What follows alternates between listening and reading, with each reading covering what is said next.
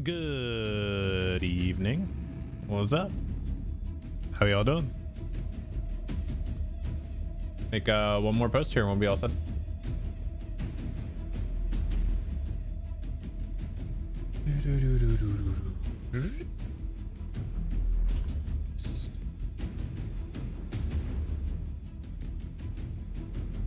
All right, there we go. All right, so we're gonna do some stuff a little different tonight. Let me load this up. There we go. We're gonna do some stuff a little different tonight. We're actually gonna while we're playing the Rune-Keeper tonight, we're actually gonna watch some like YouTube videos and stuff like that from other lotro creators. I think that's a little different. Could be fun.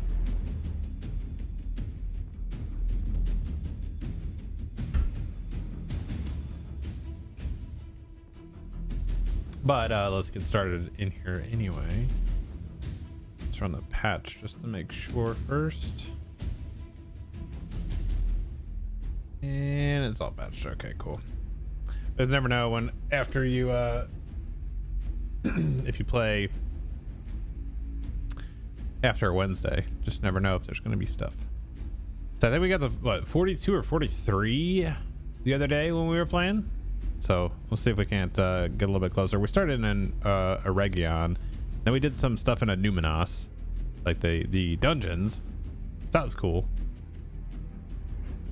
Just a reminder, tomorrow Ashes of Creation Alpha 2 goes live. Actually goes live at about 1 p.m. Eastern time. I don't get off work till 9, so it's gonna be a later one, but I'll be hanging out with Trainsworth tomorrow night. We'll be checking stuff out in Alpha 2. If you're gonna be playing,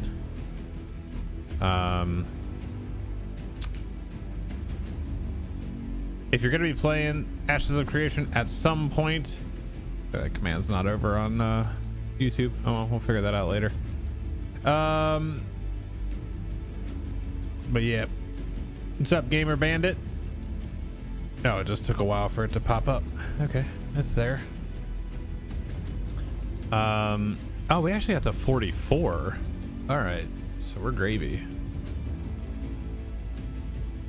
So yeah, like I said, we'll be playing the Rune-Keeper tonight. And then like periodically we'll hop over and check out some community videos from lotro.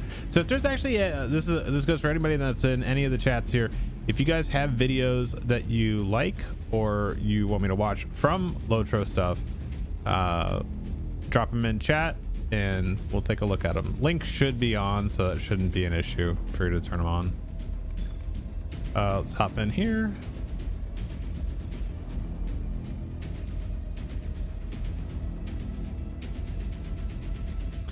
Just a reminder, we still do have the HelloFresh stuff going on, so make sure you take advantage of that while we have the partnership going on.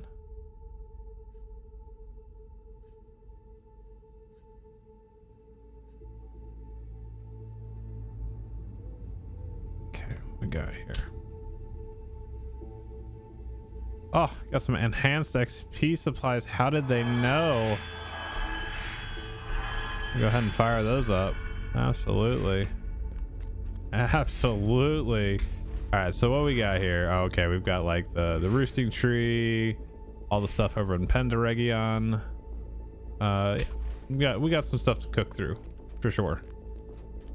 So yeah. And as always, if you're in like Discords or in game or anything like that, make sure you're sharing out the stream, let people know we're live. Come hang out. Okay, we're done with those. We don't need those. I kind of just want to go, well, no, I guess not. Got holly bushes.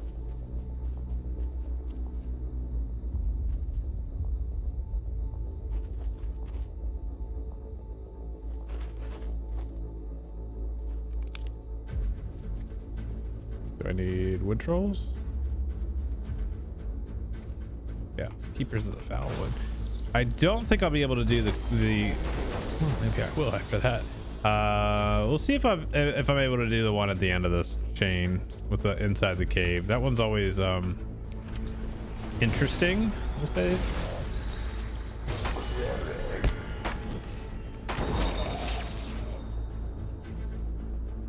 We shall see.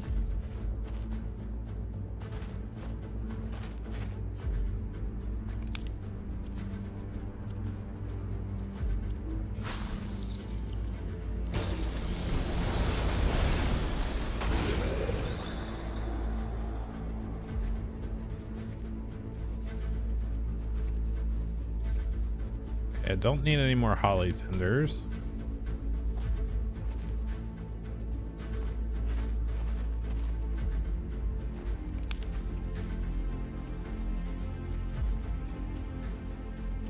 They are XP, however, so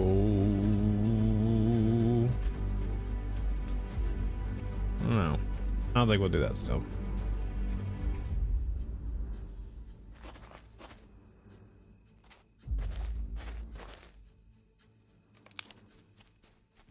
Let me drop this in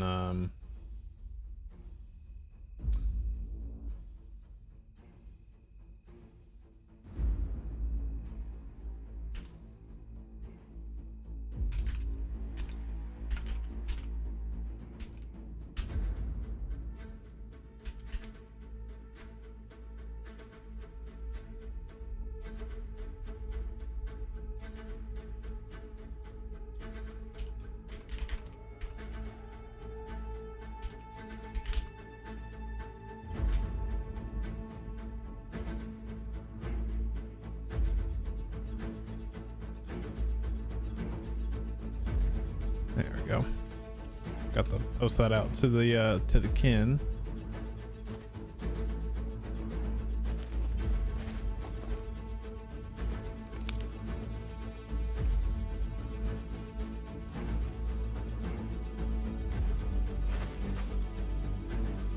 I'm intrigued to get started. Actually, be able, like I said, we could talk about Ashes of Creation now. We just can't. I can't show it until tomorrow, which will be all right. This quest doesn't give XP, so I'm not gonna do that one.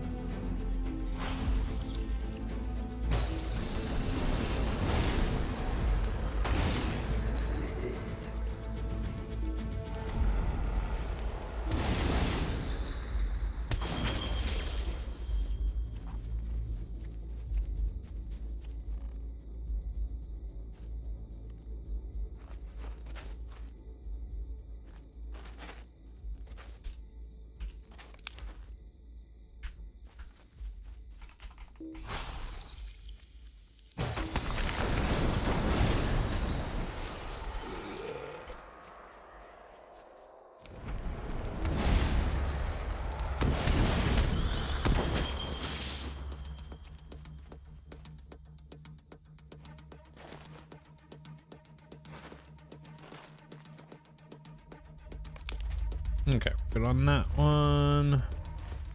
What do we have right here? I gotta kill so many wood trolls. 6 has 16.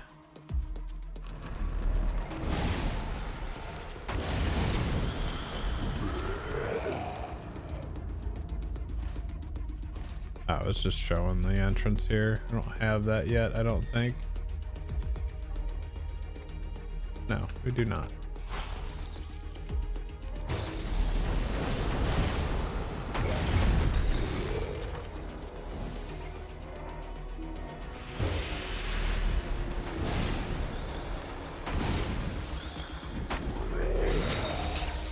Easy.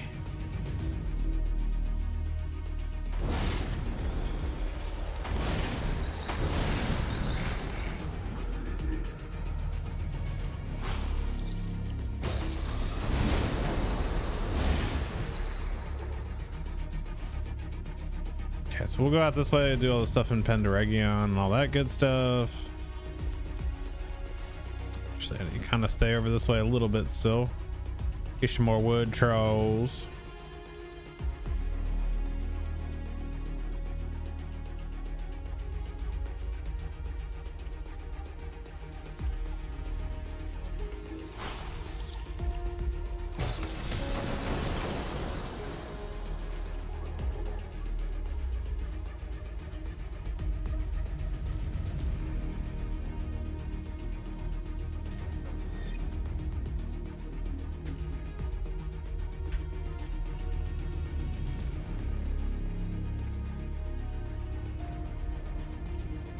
Come on.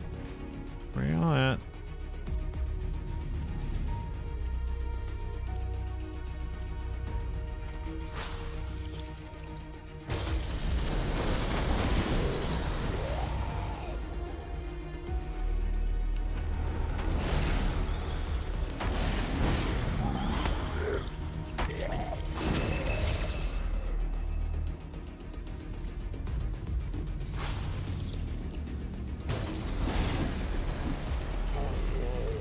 What's up, Cosmic, over on YouTube? How you doing?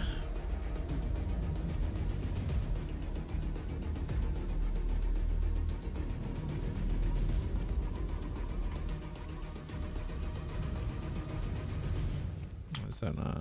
Doing all right? Good, good, good. What you getting into tonight?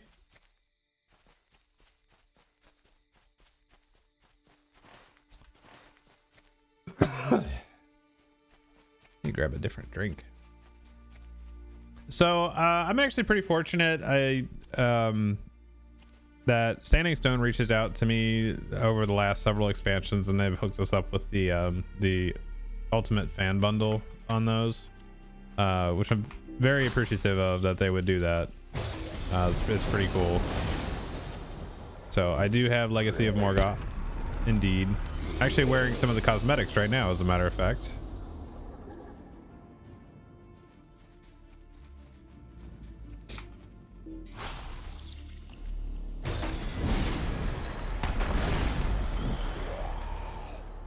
One more.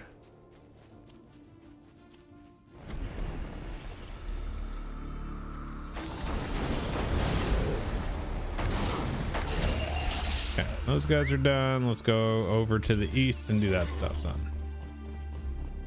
I'm pretty intrigued with the instances that we've seen so far. I think those look pretty cool. Some different mechanics. So I do know that with the instances, they're trying to kind of take it back a little bit to like the old way of doing things. So we've seen that it's confirmed that the new raid is going to be multiple wings, like 6 bosses. So like much older way of doing it, which I'm pretty stoked on. I think that's pretty cool. The instances, having multiple bosses even on the 3-mans and stuff like that, different mechanics. Like I said, redoing the tiering system, which I think is good. I think that was a smart move to drop it from tier 4 to, or from tier 5 down to tier 4, restructuring it so that tier 1 is basically your story mode, which it kind of already was, but it's like this kind of re-solidifies that. And then your tier 2 is your normal mode, your tier 3 is your hard mode, and your tier 4 is your challenge mode, essentially. So looking forward to that restructuring and seeing how that all goes. I will say the slight disappointment is that I was hoping that since it is not a level cap increase, that we would have had more group content even. But you know, we're getting there. We're getting there.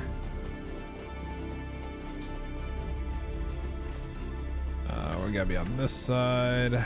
Oh, this skybox looks pretty nice out here right now.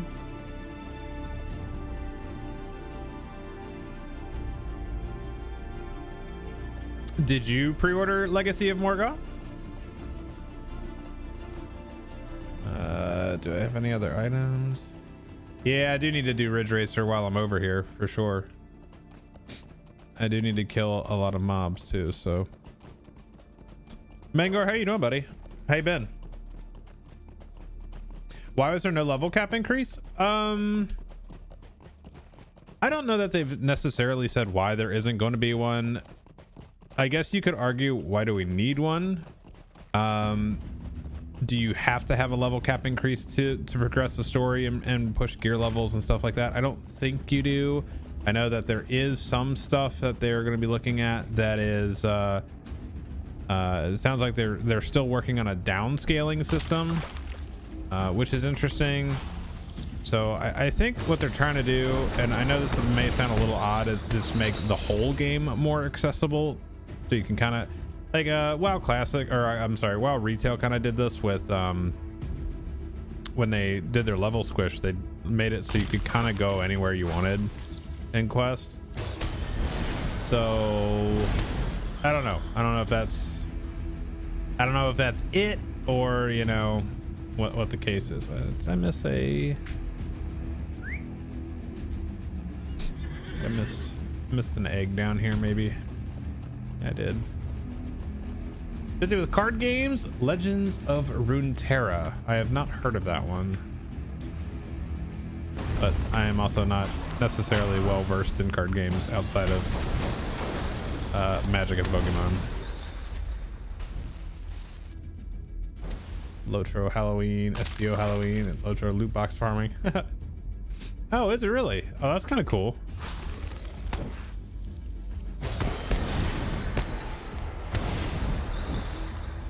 Not on not here, no, not on Angmar. The one that I have on Arkenstone will be capped because I'll have the 150 item from the pre-order stuff. So wait, oh, he's up there. He's 143 or something like that right now, maybe a little higher than that.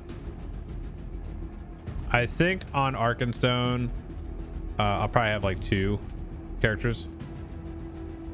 I think maybe that's part of what they're doing, is like they don't want to commit to it because it is a technical, like it is a very large technical. What's the word I want to look for?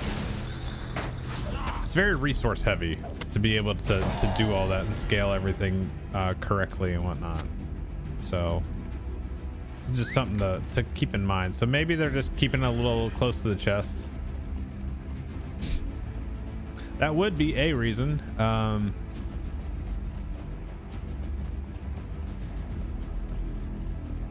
It would certainly make the game a lot more accessible to a much wider range of players.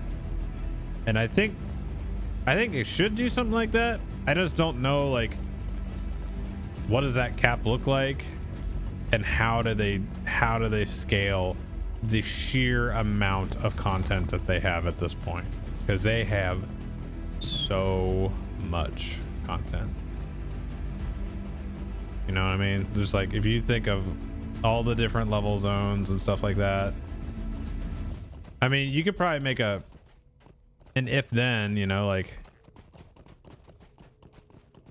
ooh, oh, I don't even know how that would work though. Let's see if I can make this thing jump right the first time. There we go. Oh, nope. I hit the wrong corner. It definitely hit the wrong corner there.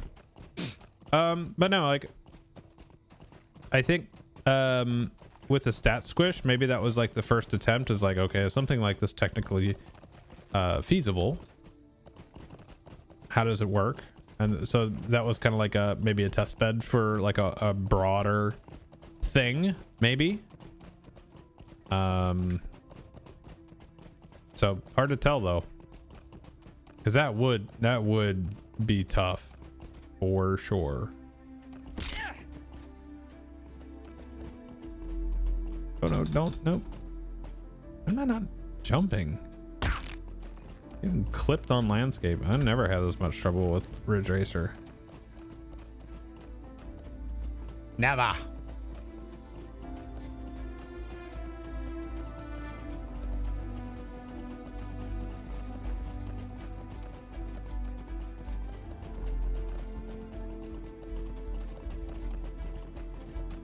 I think Scenario needs to put more stuff in like this, like hidden landscape deeds. It's kind of fun stuff for exploration, because the treasure caches and stuff, that ain't it. No.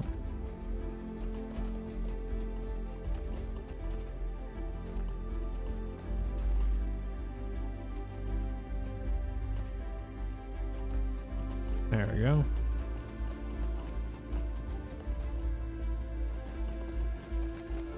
This is one of those things, like, if you know, you know. why the $1 million engine overhaul get canceled? Because it was $30 million on the valuation.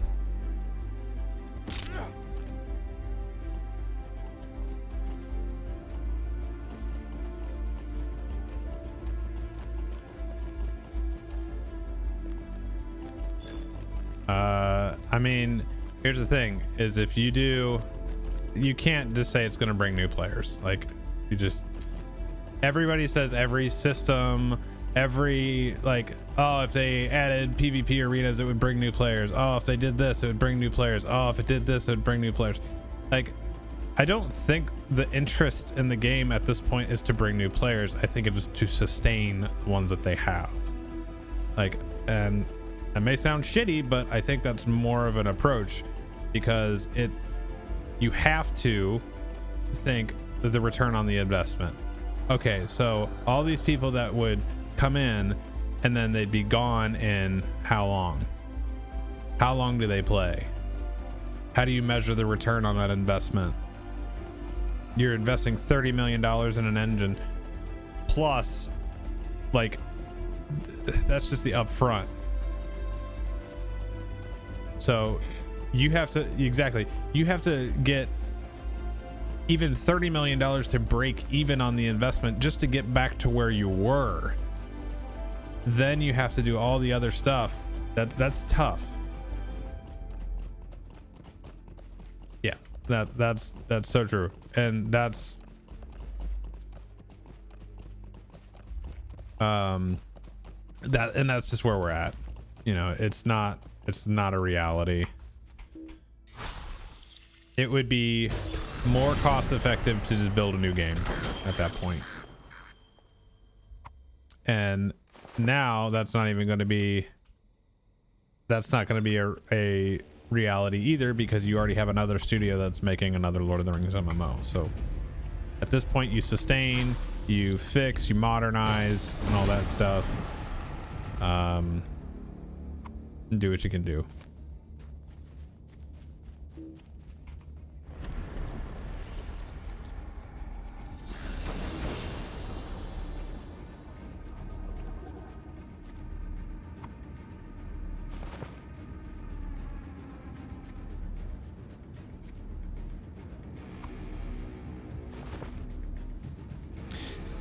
The downside too is any of the players that come back, what percentage of those would be lifetime players that technically never left because their subscription has been comped for years at this point? Like, there's a lot of things to consider in that.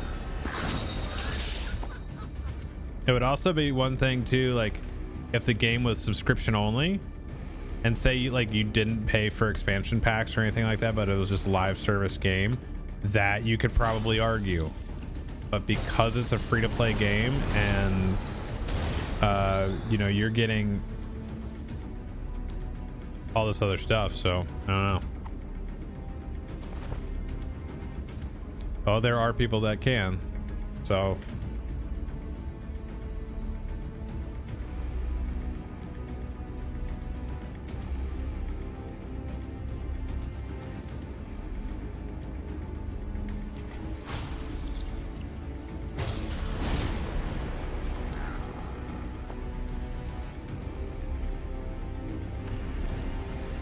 what's up, Belt?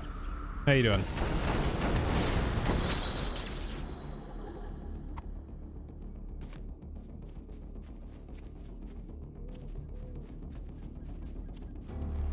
I need to kill him, do I?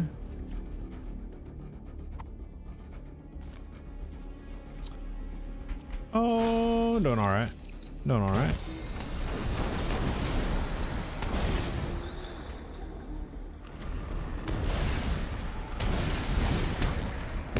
Yes and no, because I gotta work 12 to 9, so that part kind of sucks.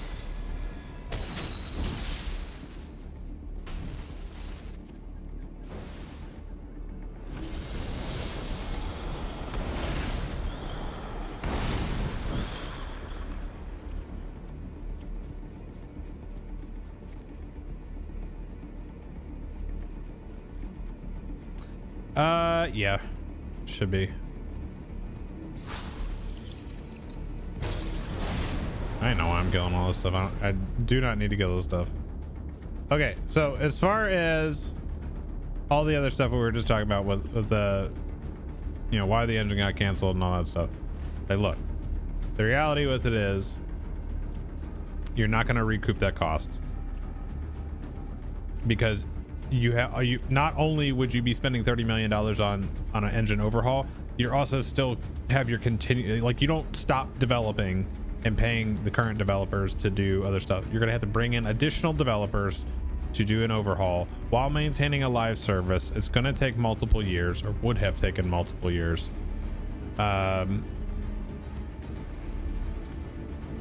You know, my argument would have been that if the game was subscription only, that would have been different. Oh, good Lord. That's a statement. But so, like, if it was a sub only game, maybe. But the fact that there is, like, essentially box cost and subscription, like a large portion of the player base is free to play, they're just not going to get their return on that investment. I don't care how many players come back or how many new players there are. That's just not, that's not cost effective, and it's not business smart to do that. As much as all of us would love that, it's not a reality, and it's not going to be a reality. The fact is that they have something that is working and has active development and continues to put out new content that sustains a player base that they have, that, you know, when you have other games that are coming up and folding, like AAA games that have been put out and then are gone. But you have to understand too, dude, the amount of people that give a shit about technical limitations is so small. And most people that play this game don't give a flying fuck about that. I'm just calling it for what it is. There's a vast majority of the player base that isn't even level capped. Would they like that? Probably. Is it high on their priority list? Probably not.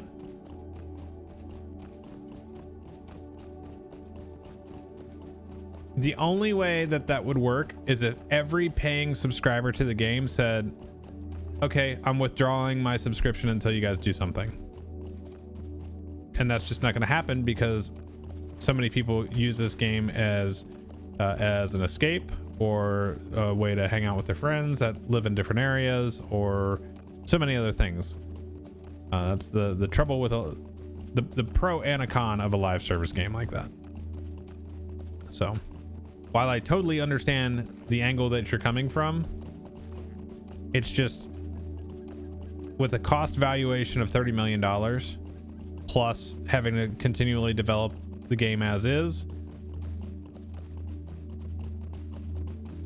you're not going to recoup that. That would just be the biggest good faith thing that they could possibly do. And yeah, I think you could do that. I think that's the best case too.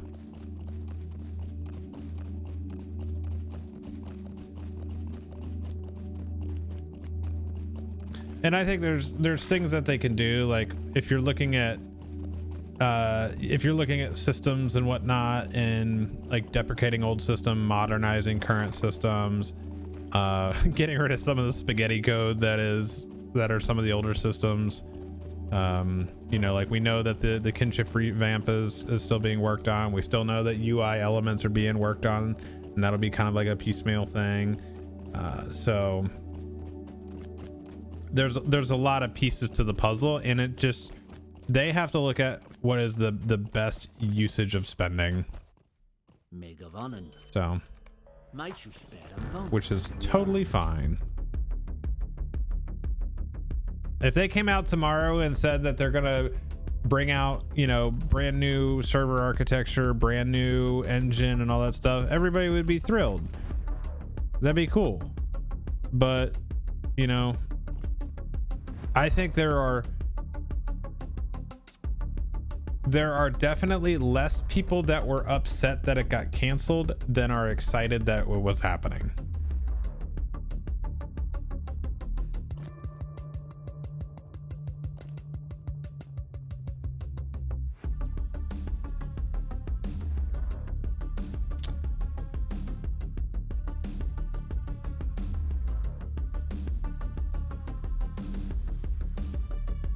I'm playing on Angmar right now. I'm playing on one of the legendary servers right now. My main server is Arkenstone though.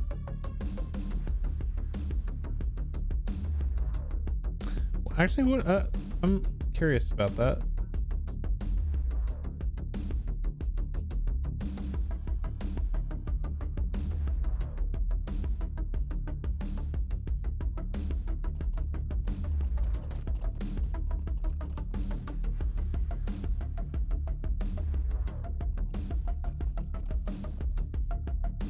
That's what mine's using right now.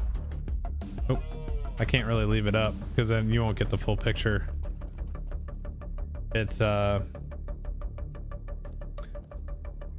CPU and 34% GPU.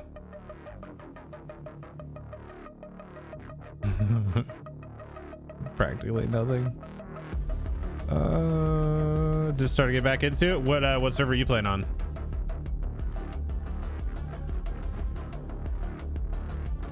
Armored carapaces.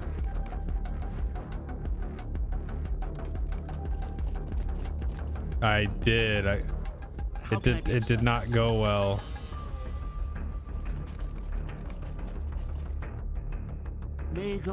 Oh, you're in Arkansas? Nice.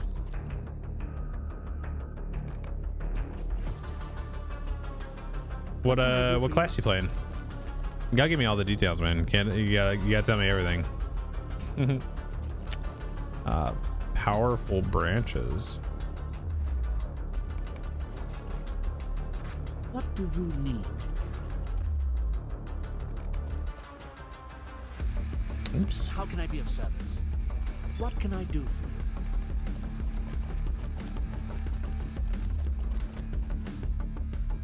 How can I be of service? Planting anew. Praise the shadow. Alright, there's 45. We're gonna get a bunch of stupid pop-ups. Another class trait point though. Champ with a metalsmith, weaponsmith, and prospector. Oh my god, you sound like me. Oh boy, let's see. +2 Wrath of Fire skill pulse count or combustion. Well, I think we want combustion. I kind of actually just want the Wrath pulses right now.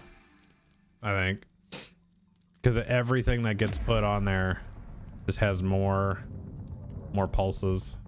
Combustion's just a let's see, base is 648 to 926. Yeah, I mean it's nice, but each one of those is a dot.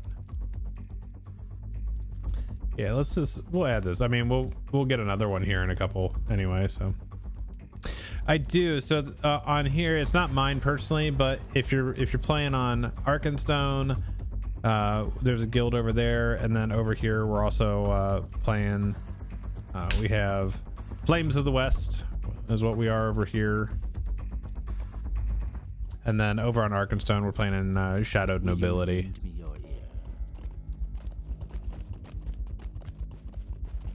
What do we have as far as got 2 uses? Okay.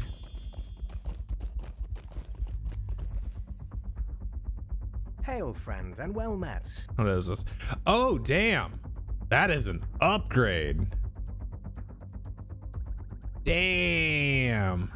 Let's go. And it's fire damage too. Greetings Hell to yeah. you.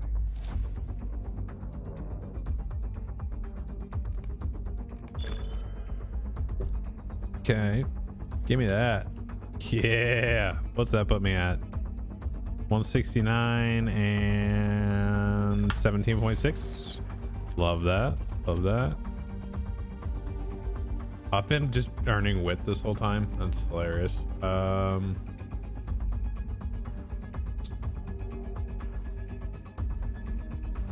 partly that's because I cranked through like the 30s and low 40s so fast.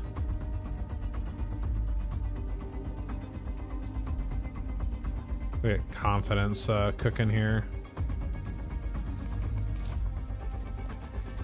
What can I do for you? Is this yes. Might you spare a moment? What's up, Lola? How you doing? Hey, Lola, make sure you're getting all the kin in here. We all gotta support each other in our content ambitions. Like when we put it, when Jay puts out new videos, when I'm streaming, when you're streaming, gotta help everybody out here. Gotta do the thing. Maid of honor. Okay, that's nothing I care about right there. Is this Will you stay the and Dunling learn of my Dins? Yeah. There you go. Did I pick up everything? I think I did. Belle, thank you for giving a shout out to Lola. Appreciate that. All right, so we got, can remove this one. All right, I'm gonna try Leader of the Foulwood. I don't think that'll go well necessarily. But I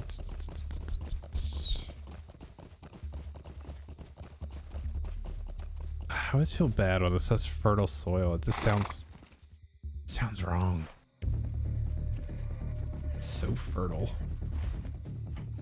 All right, let's see.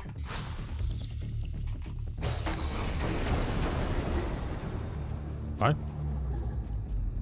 Take that start. Like, what's the tick on this now? 20 seconds? I mean, I could kite stuff for that long and...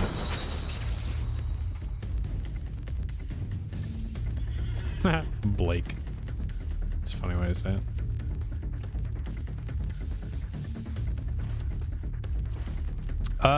Yeah, I mean, it's not quite that extent. I know how triggered she gets on that word, so not quite that bad. Not quite that bad.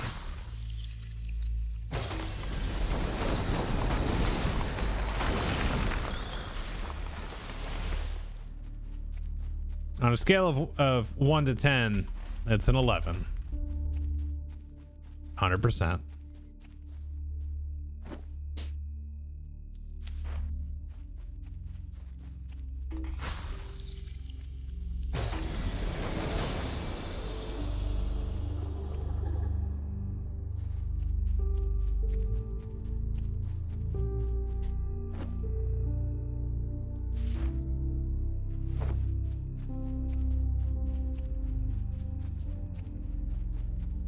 There's so much fertile soil out here.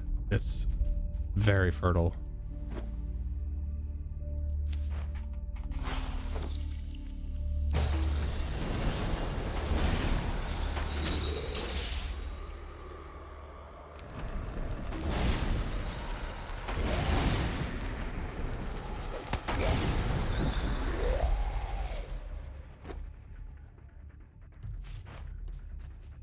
Belle, you know what I had for dinner this evening?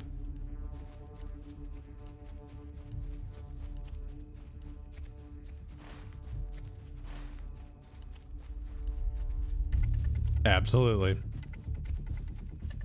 Three-way and a coney.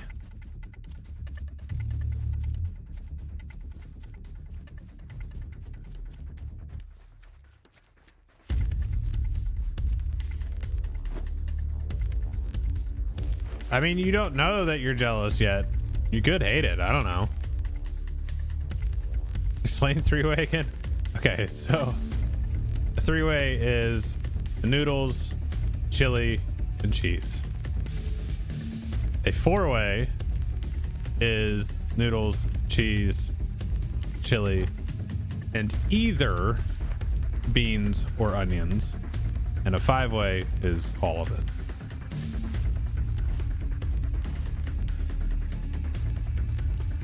I don't have any items that I have to use in my inventory, right?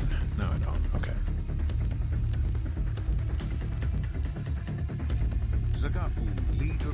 Throughways are the go-to.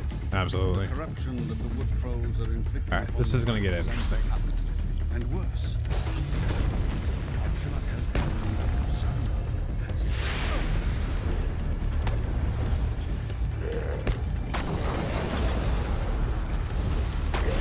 Pour with onion, please. All right. I might actually be okay in here. I know the two bosses at the end are kind of little sussy, but it's all good. What's up, Moo? How you doing, buddy? Oh shit. Do have just chilling. All right. Where are you at in your journeys these days? Are you aren't you in like Rohan or Gondor or something like that?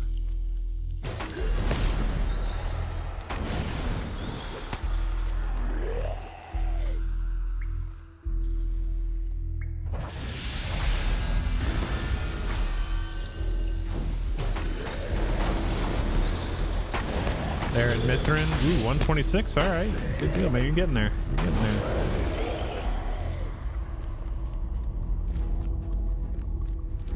Almost back to Mordor. Mordor. Is this the side that where they just start come running at me?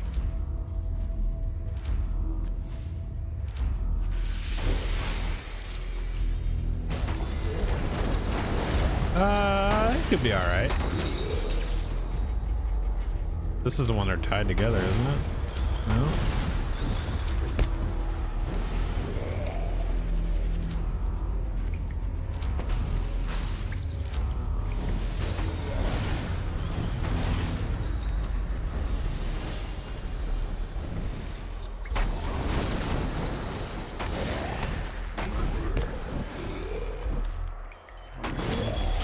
We're doing all right in here. We're doing all right. There's gonna be some that just like start running down the hallway at me, I think.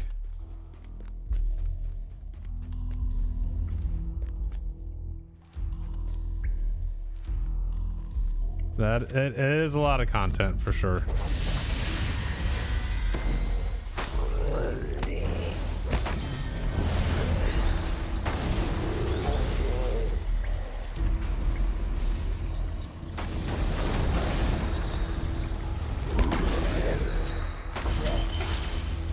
Done every zone and boat quest up to this point. Hell yeah.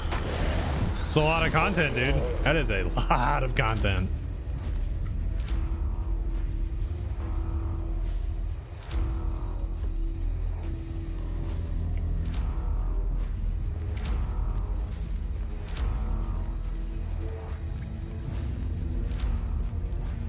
Okay, so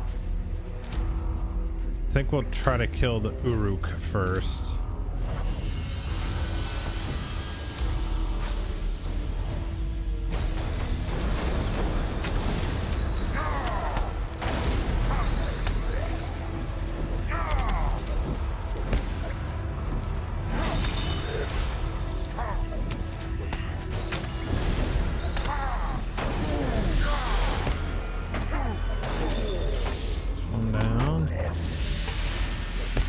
A big heal. Oh, we're fine.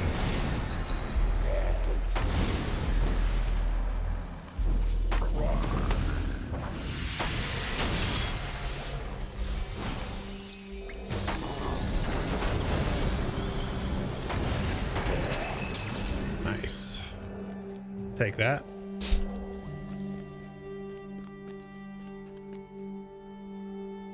What happens if you hit leave instance? Where does that put you? Kind of intrigued by that.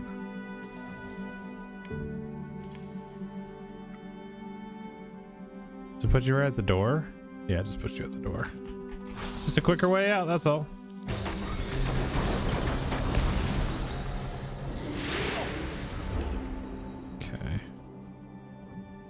Oh, guys, so you guys all know how I have the 3D printer, right?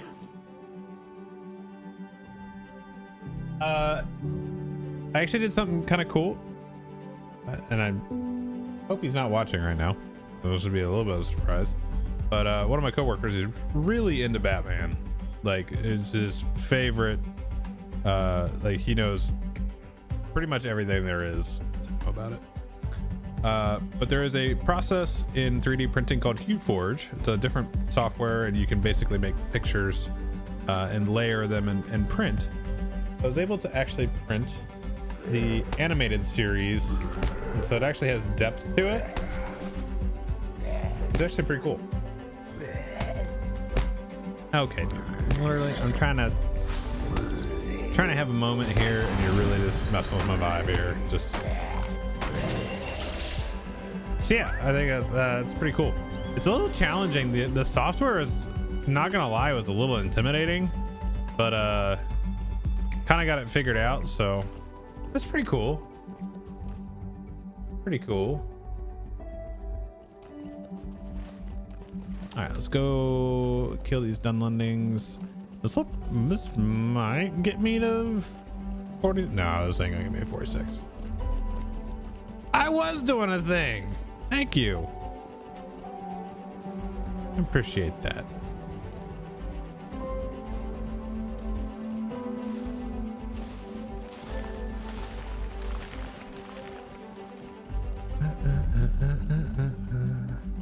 I mean, I did another thing. It's far less cool though. It has to do with like the mobile streaming stuff, which I know some of you guys find interesting, and some of you are like, oh my god, dude, would you stop?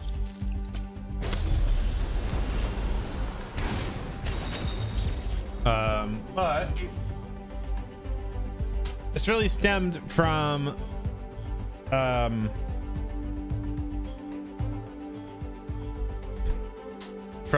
the golf stream.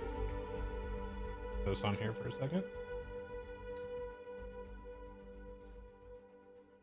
But anyway, I found my mount that I use for the GoPro that actually works out for the external battery. So now I actually have a way to mount the battery to the phone. So, and it's actually swappable then. I could carry, like if it's golf for example, I could actually carry an extra battery in the golf bag and then swap it out. So there shouldn't be a reason that I can't stream 18 holes of golf. So that has me excited from a nerdy tech perspective. So like the battery in the iPhone 16 Pro Max is like just shy of 6,000 milliamp an hour, I think, and that battery that's on there is 20,000 milliamp an hour. And we got to I started the golf stream at about 80%, and that got us to hole 6, even kind of playing a little slow. So I think we'll be all right. Like if I started with a full charge, ran through that large of a battery, and then the actual iPhone's battery, I think will be okay. And even if so, like I said, it's as easy as like opening the clamp, putting a different battery in, because I have multiple battery like power banks, so I'll be totally fine with that.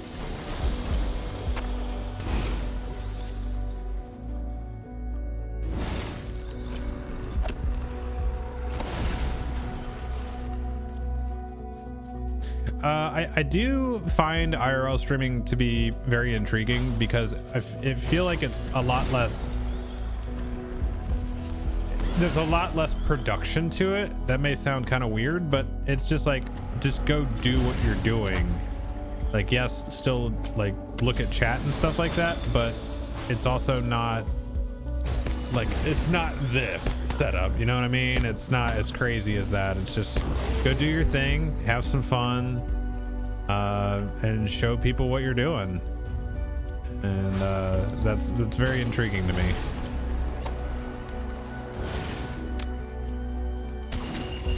The doing the golf stream actually kind of helped me a little bit too, because it kind of put me in a mind space, like, because I'm always worried about like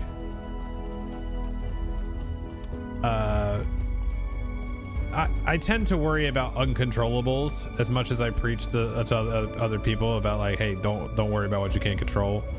I say that because I do, and I know what it does to your head, and it's a shitty place to live in mentally, of just like, you know, I don't have any control over what somebody says in passing, so like just don't care. It's not a reflection of you. But then like if it happens on my stream, it's like, oh well, you know, that, you know, where was it? Oh, was it behind the,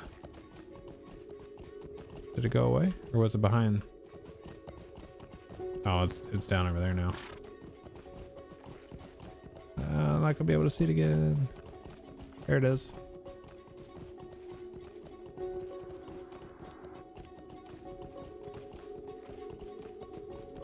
But I hope you get like, you get what I'm saying there, like especially in the streaming space. My heart cannot. That's a very difficult thing Will you lend to me? deal with, is like the uncontrollables. Like how do you handle those when they do happen? And like I said, there's only so much you can do, so you just, you know, roll with the punches. Yeah, we know that all too well. And you know, like part of it has been going to like watch other IRL streams and just see like how others handle that and whatnot. And that's fine. Like shit happens, people say stuff, and you know, as long as you're not a piece of shit and treating other people like crap and things like that, I think there's a lot more grace that is given if something does happen. You know, so I think the golf stream really kind of helped with that, because it put me in a better headspace to be like, oh, you know, like these are all my dudes. I don't know what they're gonna say though. Like, in a, you know, get super frustrated at a whole, like, I don't know what they're gonna say, but so again, it's also not me, so it was kind of fun having two people mic'd up and for each golf cart. That was kind of fun.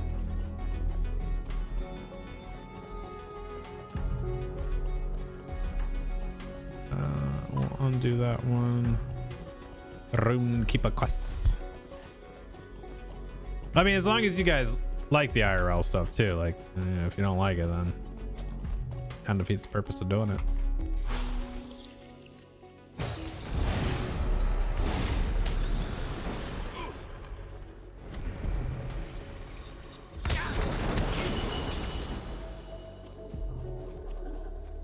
Well, I know you do.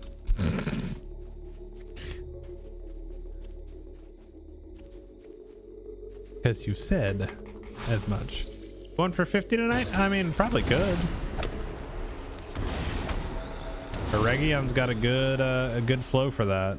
Like, I'm just getting to Eket Eregion will probably get me to 46, so. Who is it that you watch, Corindus? Just out of curiosity, because I look for inspiration in a lot of places.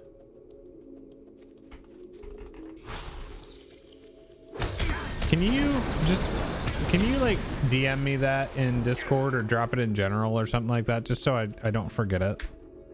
Because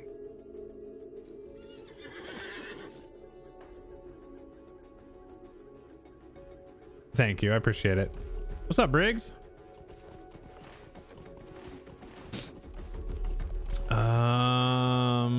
You know, we're just gonna we'll just ride back up here anyway. I don't think I have any more. No, I actually do. Well, let's go ahead and do that.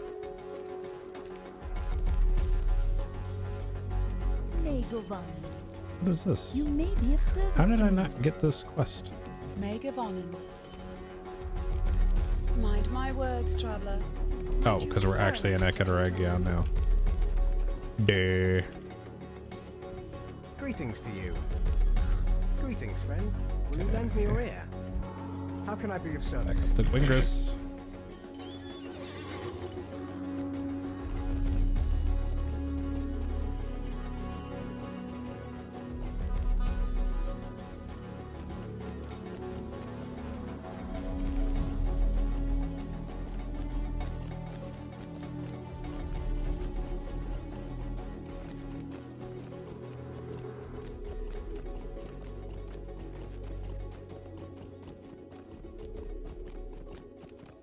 Okay, so this should actually get me to 46, which is perfect.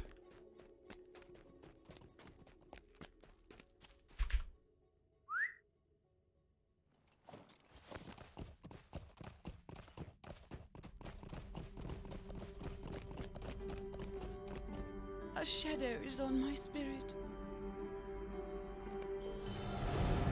Nice.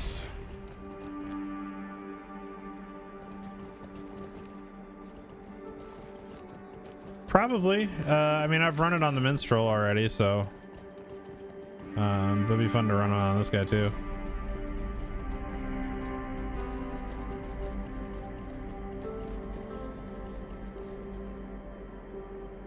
Oh, that's cool. How many tiers? I mean, I've only done one.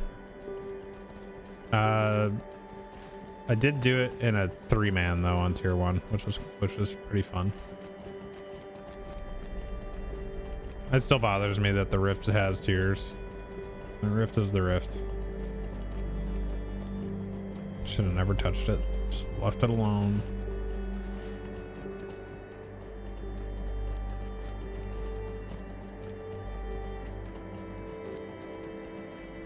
Greetings to you. But that is just my opinion. Why do I not have? Do not have the? Please examine this. But I was just there and. Okay, whatever. It just does. It was fine the way it was, and then they added more stuff to it and more deeds and all that stuff, and it's just like, no, just leave it alone. Just make new content. I'm messing with old stuff. It's fine the way it was. More content is good. Like that took resources to do that. And for what? It took away from whatever experience they were working on during live at that time to make tier 3 stuff and tier 2 stuff. Like I don't agree with that methodology. Like it's a raid from 2007, 2008. Just let it be. Make new stuff. It's like rebooting something that doesn't need to be rebooted. Just for the sake of it. I don't like that.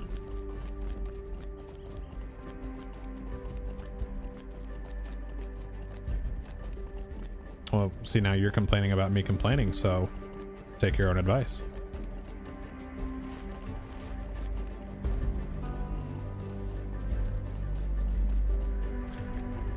It's a waste of resources in a game that is old, though.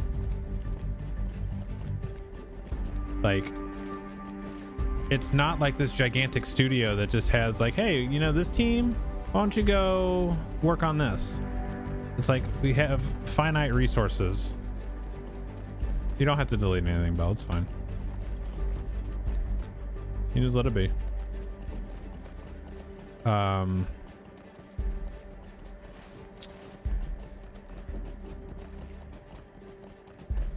But like, here's the thing, dude. I'm gonna put it real simply for you. You are on my channel. This is my opinion. That's the way it goes.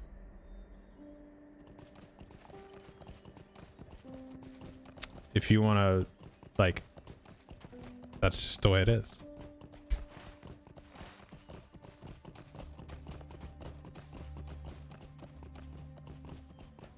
She very well can.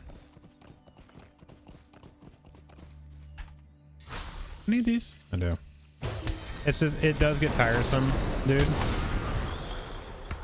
It's like, that's my, you asked why. You literally asked me, why does it bother you that I have tiers? And then because I gave you my answer, you said no need to complain. That's pretty dumb, dude.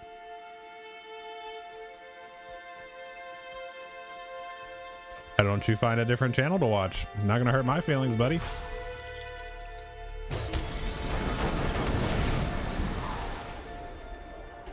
Ooh, what is this?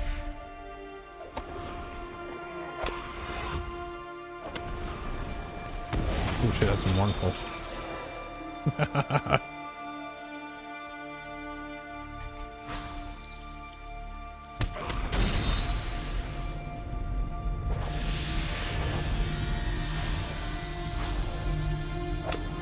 You're the same person that complains about ads on a free service. Like, like I don't care, dude.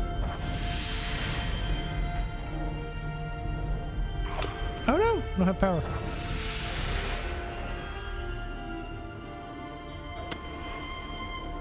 Oh, I missed his quest. Shit, forgot about that.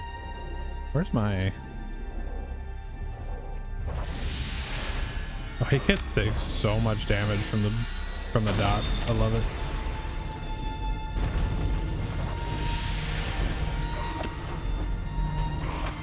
Oh, see, I can't even... I don't have enough power to even do that.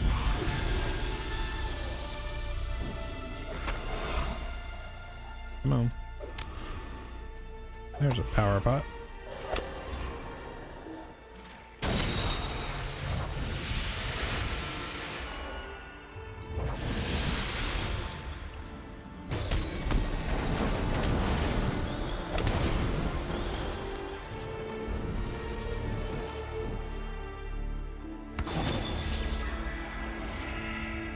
You already switched to red line for RK? I mean, I switched back and forth a couple times. I have both lines right now. Let's see here. Gordon, thank you for the DM. Appreciate it. All right, okay, here. Did I pick up everything? I did. Sweet. I do need to go back up to Gwingris though. Why do I not have the swift travel from here? Like back down, because I swifted up. It's weird.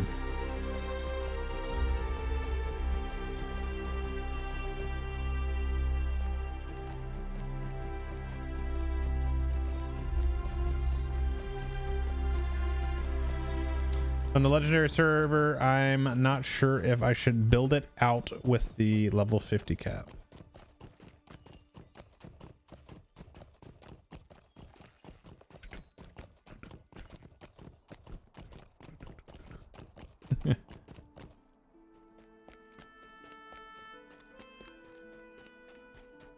Where's this? Oh, this is over here. I don't have any other ones in there, do I? Nope, just the axe. I think I did the blasting powder one. My heart cannot sing today. Ah, I gotta go back down there. Ear.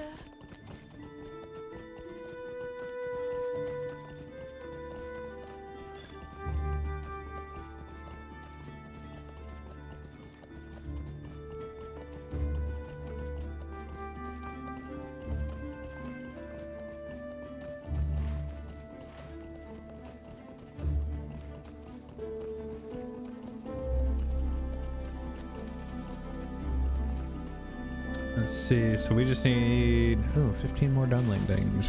Dunlendings.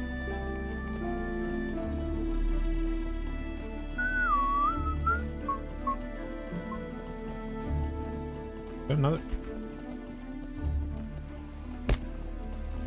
Thought I had a saw a flash. I thought it was a another wraith that was popped somewhere. Guess not.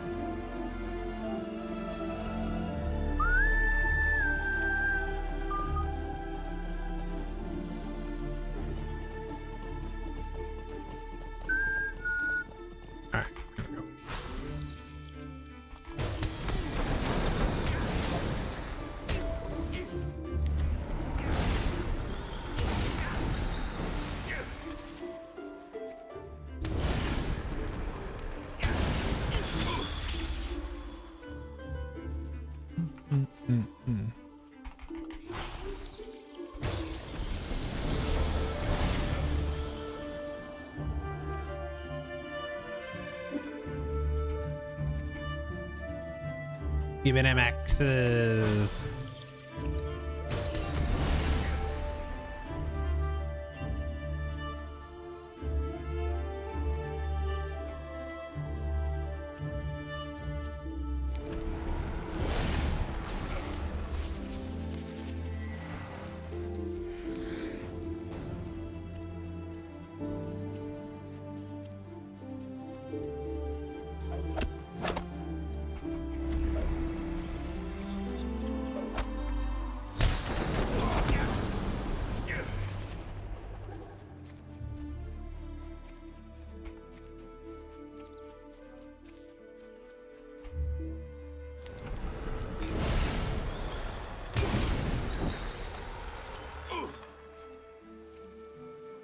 YouTube view is a bit buggy.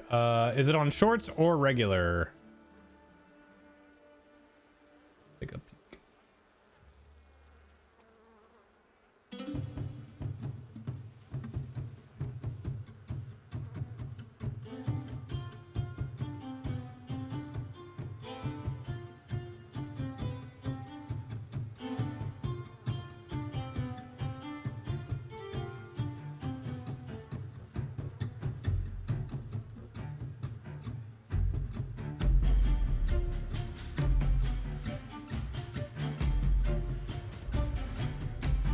Okay, shorts looks fine.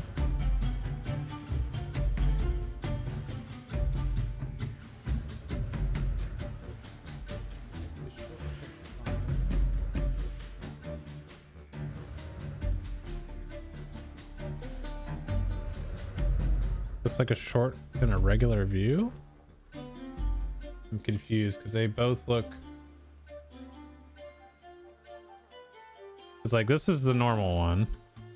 Yeah, you're on another one because I can see the other chat here. So you must be on here. Yeah. Oh no, we're gonna hit. Yeah, I mean that looks fine.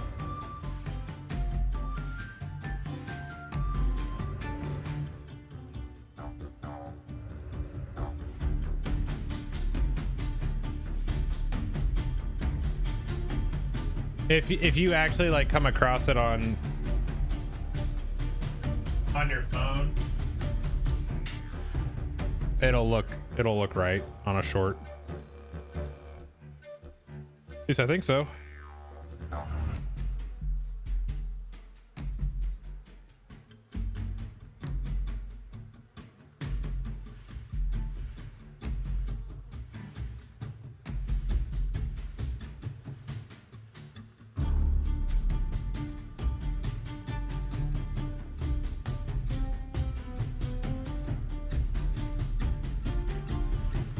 Yeah, so see, like if you come across it on a phone, it's normal. It just depends on how you're watching. It's all good, but I appreciate you calling out too. Just a lot of people don't say stuff when things are off or messed up, so I appreciate that.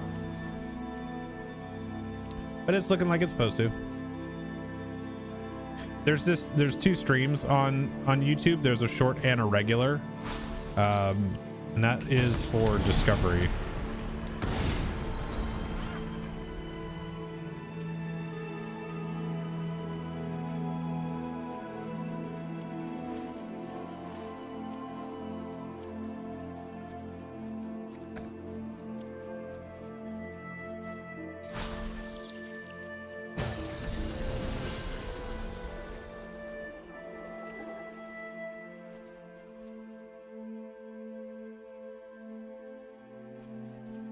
Gotcha.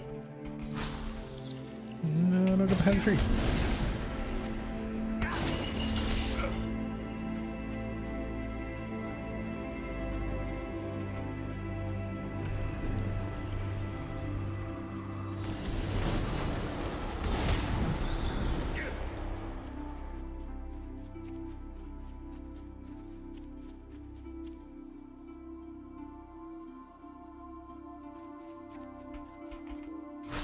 All right, need 4 more of these guys. I don't think any of these pieces I got were particularly good. The runestone I got was like really sweet though.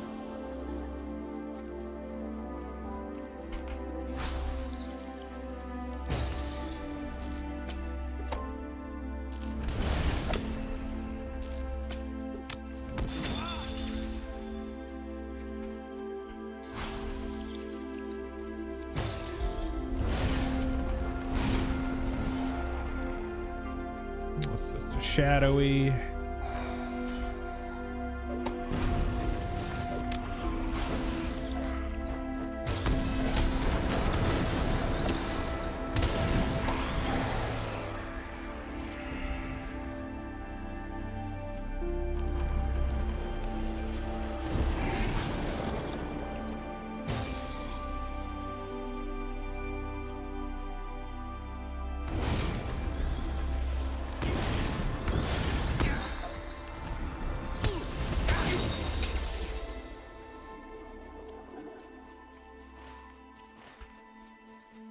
guys don't want to drop that last axe.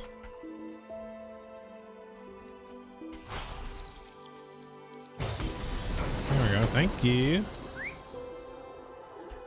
Thank you.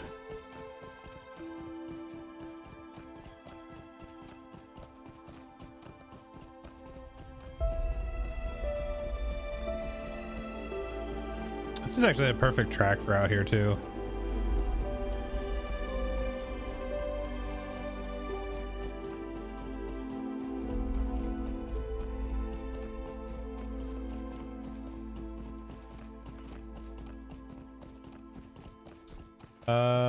River's End. River's End.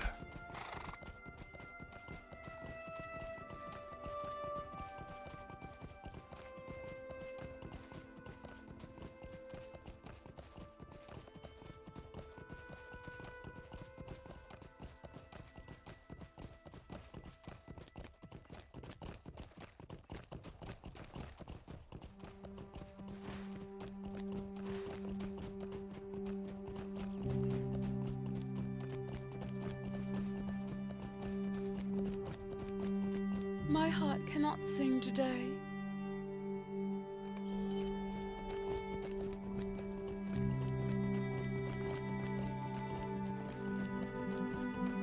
All right, so I got everything here. Does this still not have the swift down there? Friend and well met. Now it has the swift. No, that was weird. That was odd.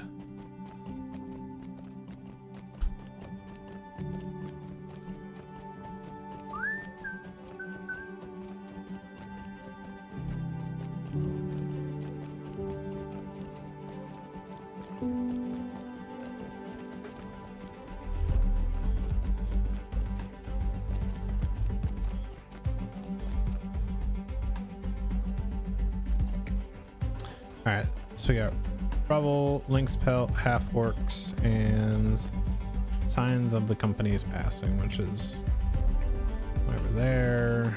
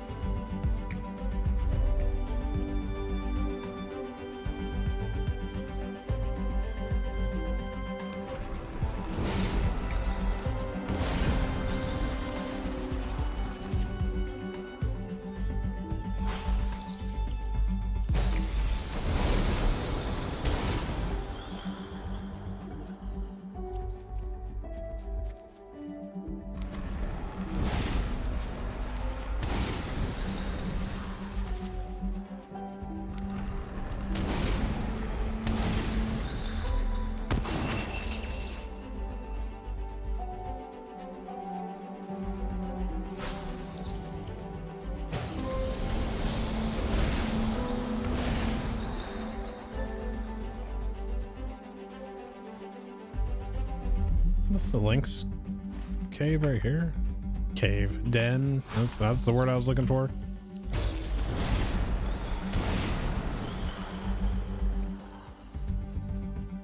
Yeah. That it is. That it is.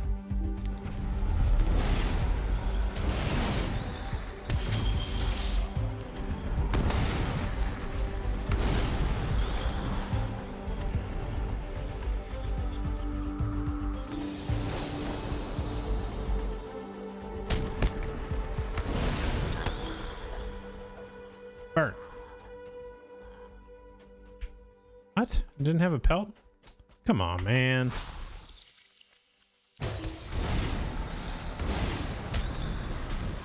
There we go. All right, so let's go up here. We need to kill half orcs and search for rubble. Make sure I don't have anything in my bags that I need to actually use, because that happens so much.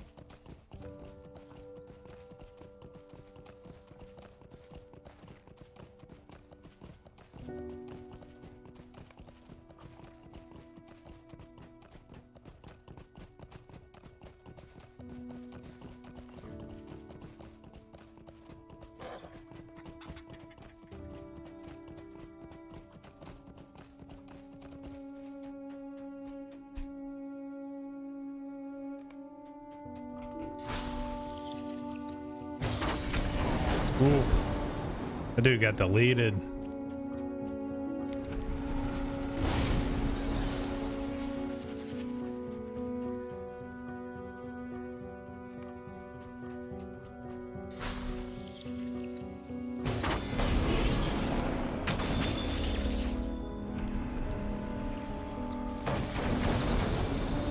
It'd be nice to have 2 characters at 50 on this server.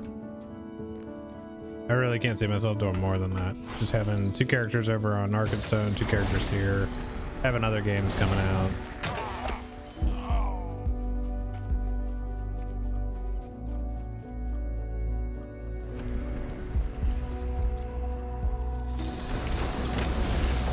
Yep, that's the one.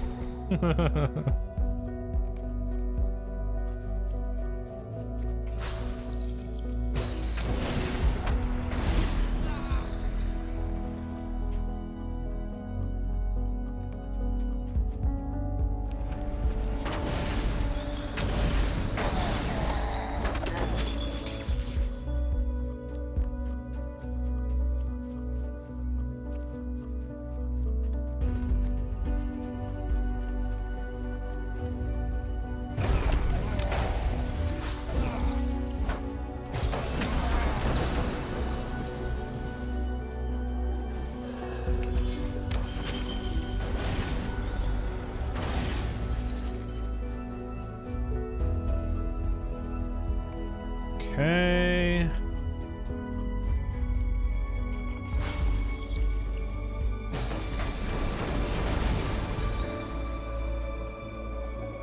Some rebel.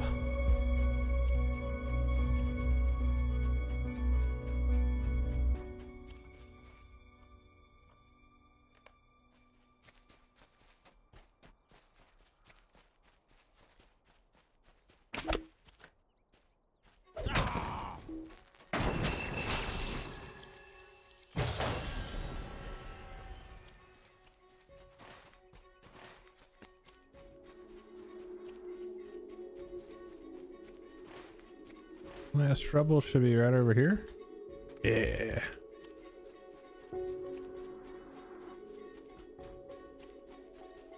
I need 2 more half orcs.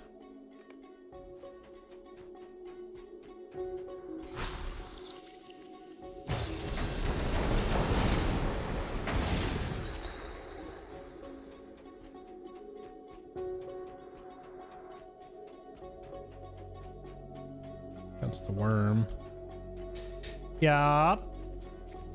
Hello. I need half orcs to respawn.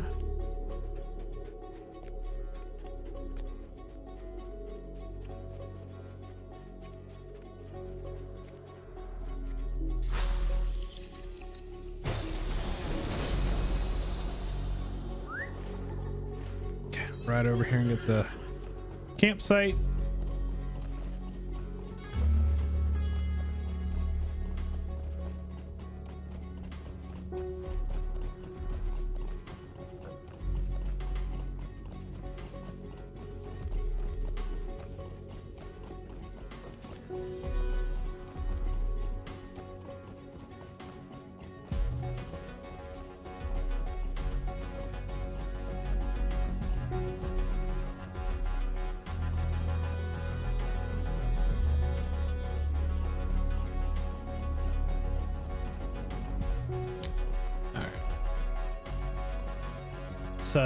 Check out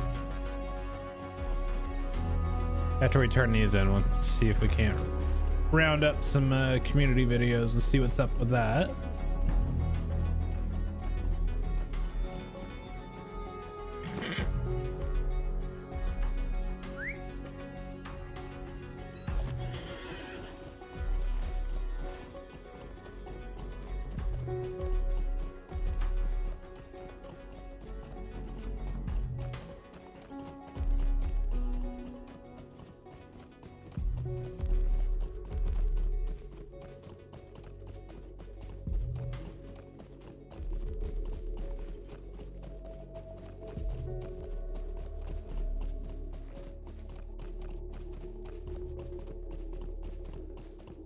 Rune-Keeper.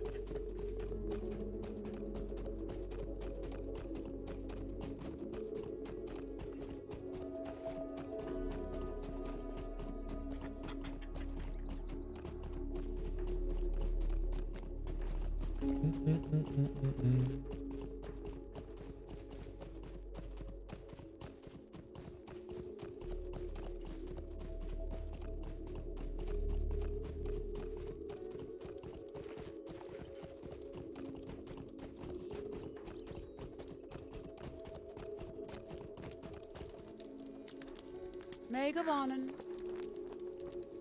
That would be nice. But I want my XP. How can I be of service? Mind my words, traveler. May Govanen. Sweet-eyed Malon, will you stay a moment? You may be of service to me.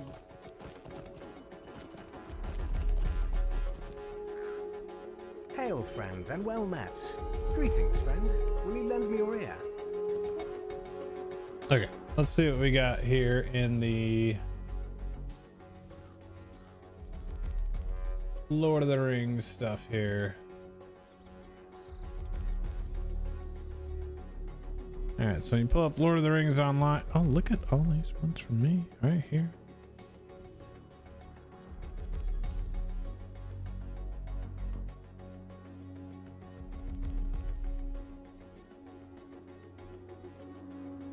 Why is this showing up? It's not even all right, let's see.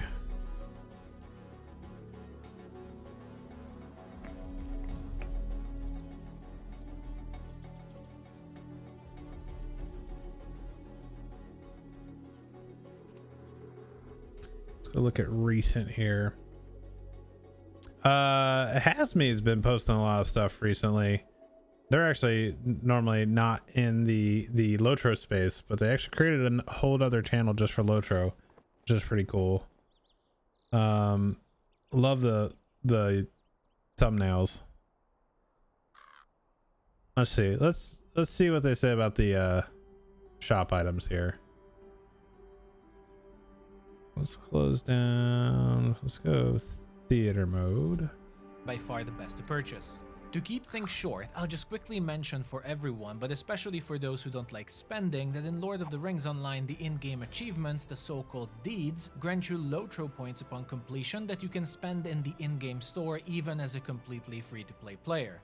A plugin called the Deed Tracker is an excellent tool to show you all the different deeds you can complete and even show the overall lotro points they reward, which is incredibly useful overall if you want to complete a lot of deeds. You can check out my plugin video about it if you want a tutorial. And finally, remember that for these deeds, the lotro points they reward are repeatable on every character, which means technically you can learn and memorize a new character route to farm deeds in, let's say, Arid Luin, and keep deleting and recreating a character to farm up points for a purchase you were eyeing with. Now, I'm not going to go... That's only like really just those starter zones, because like all the newer stuff you have to like do certain quest chains and stuff to get to those points. You can't just go to a zone and farm stuff anymore like you could a couple years ago. It's a little different now. Go into the VIP system in this video, but I recommend reading through what it gives on the website and what is the difference between a free-to-play or a premium player, as you can achieve that rank permanently even if you spend at least $1 in lotro.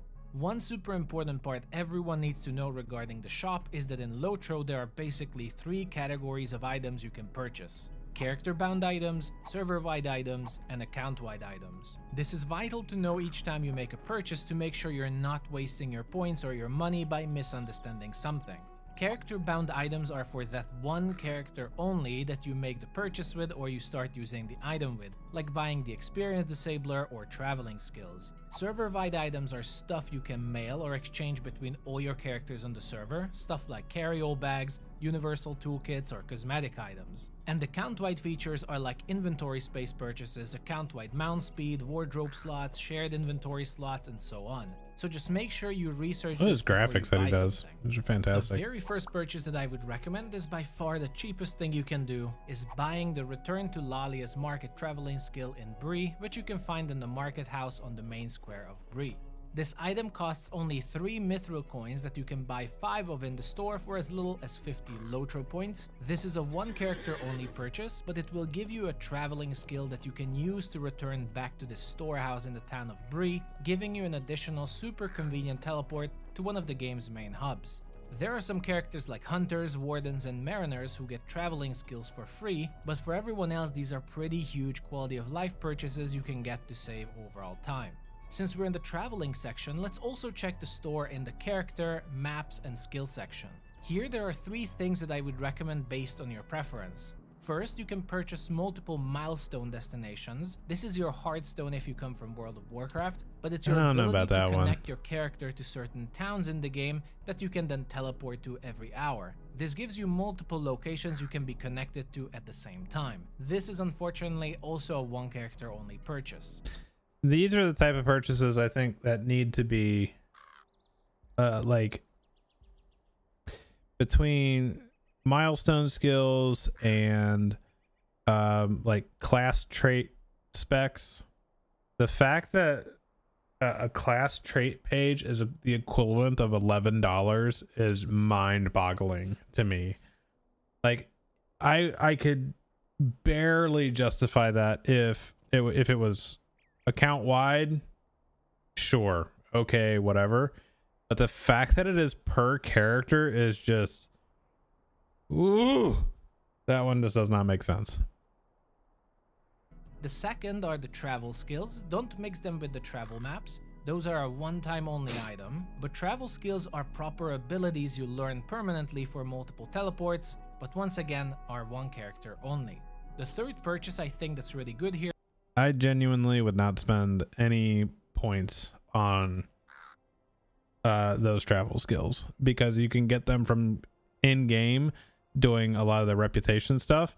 Like if we look at, well, you're not gonna see them on this character, but on my main, like from doing all the rep stuff, I porch just about anywhere at this point. So like I can at least get to a major hub that has a swift travel where I need to go. So I don't see buying milestones, maybe a milestone skill so you can just have a second. I think I actually have a second milestone from something, maybe like they went on a huge sale or something like that, but like maps and skills, no, I don't think I would ever buy those. Skills tab, the Expedient now these, Traveler, yes, and 100%. the Hurried Traveler upgrades.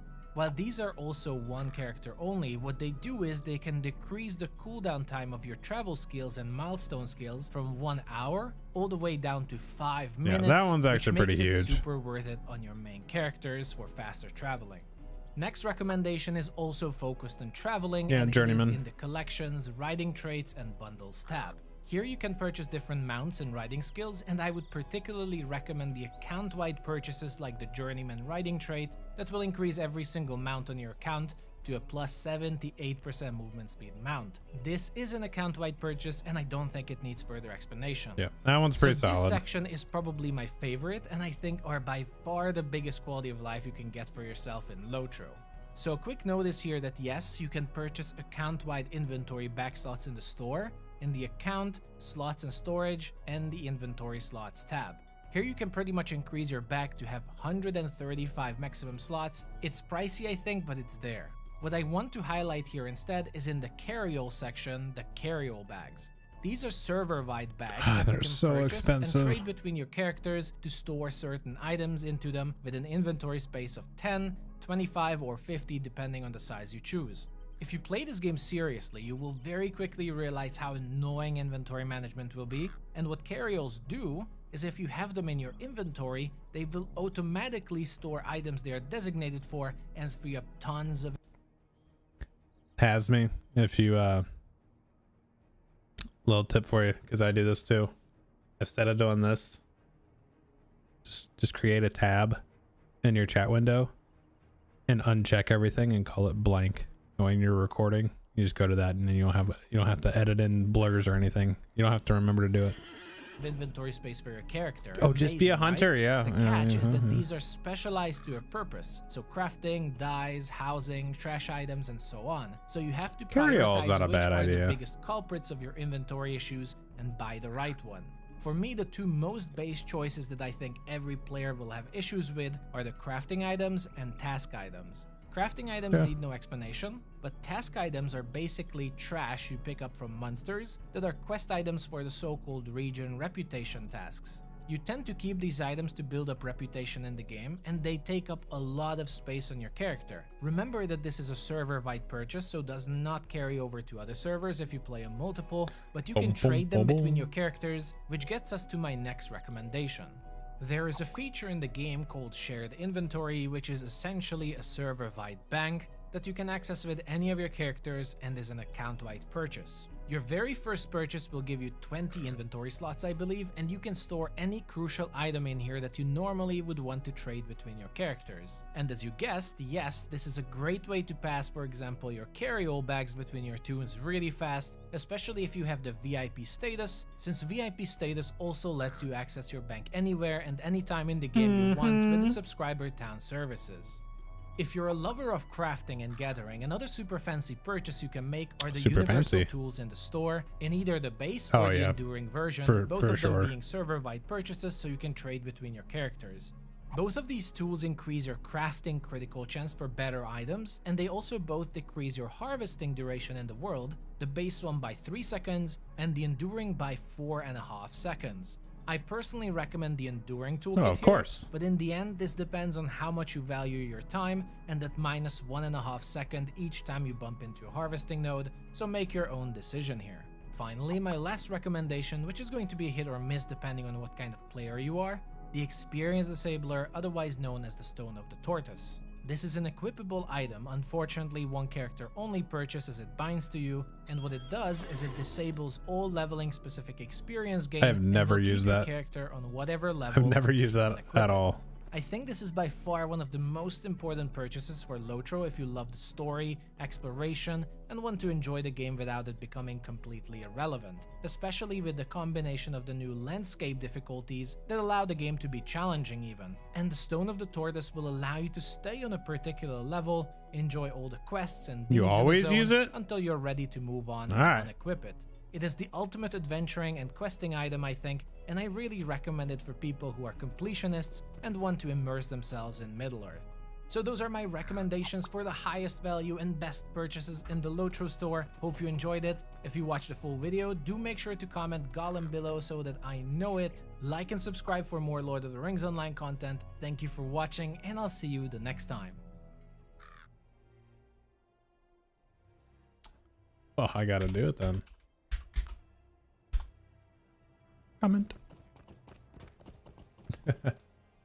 Okay, let's see what else we got.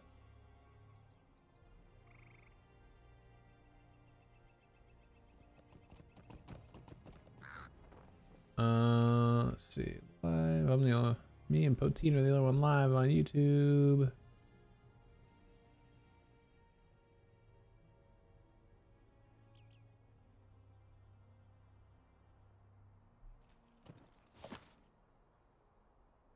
Yeah, I feel that.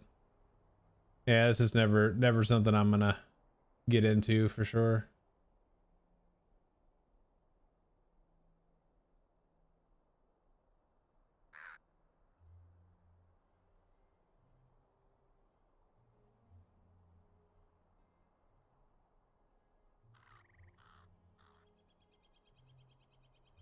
All right, this okay. Let's check out one of Aubrey's here. Here are 10 settings and keybinds to improve your Lotro gameplay. Let's see. All right, let's see what you got, Aubrey. settings and keybinds that'll definitely improve your gameplay in Lotro. But before I can get into that, make sure you hit the like and subscribe button if you want more Lotro guides and content. I'll give you a like. Now, let's just hop right on into it. The first thing I get asked so much, y'all, so much on stream. How do I enlarge the quest text? The way you go about it is that whenever you go to pick up or turn in a quest, you have obviously your quest dialogue that pops up on a window. But what you might not have noticed on that window is if you go to the bottom rightish corner, there's actually okay, I want to say this, Aubrey, if you don't have the keybind to remove is X,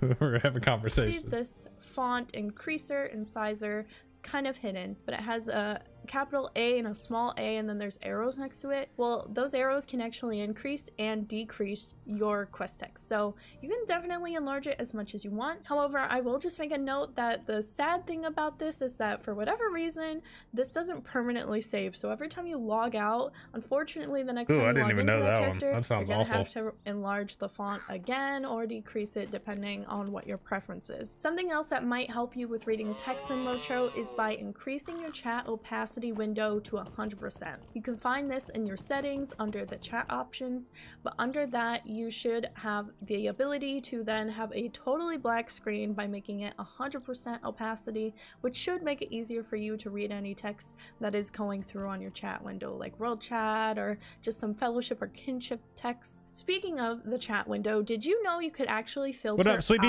certain things that'll go through in your dialogue on the chat window? And what I mean by that is that if you're ever tired of world chat, like we can all be fed up with the crazy topics going on world chat, let's be honest, then you can actually filter out world chat entirely. The way you do that is by right-clicking on a tab on the chat window, which should give you a menu of various different options where you can add a new tab, you can rename a new tab, and here I just added one and then renamed it to test tab.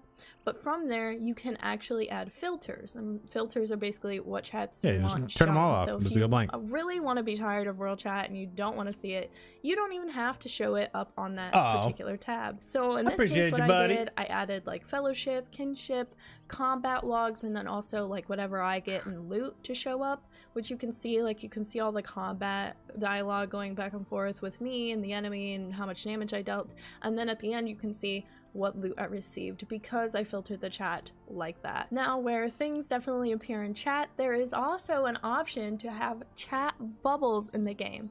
Now, chat bubbles are essentially the ability to show whatever character is saying above their head. So with that, if your character is saying like, "Oh, hi there, how are you?" it actually will appear above that avatar's head, which is really nice for role-playing things. I saw TD's concert once where they put on a whole musical play and they had dialogue going in between the characters because they were typing it all out in the chat, but the chat bubbles made it just way more interesting because it was like the characters are dialoguing to each other. So it's really nice for role-playing purposes, and I'm sure you can get creative with other ways on how to include chat bubbles into your fellowships and kinships. Speaking of settings options, one thing that is super helpful for everyone, but especially completionists, is turning on your trivial quests. These are quests that are pretty much out-leveled for you, and therefore they will no longer appear on your radar or minimap because, quite frankly, you're too out-leveled. I literally just have a tab that's blank. Pick up quests within your level. But if you're a completionist like me and say you're like a level 50 going back to the Shire and you're trying to look around for great quests, well, it can be so easy for you to find them if you just turn on the trivial quest option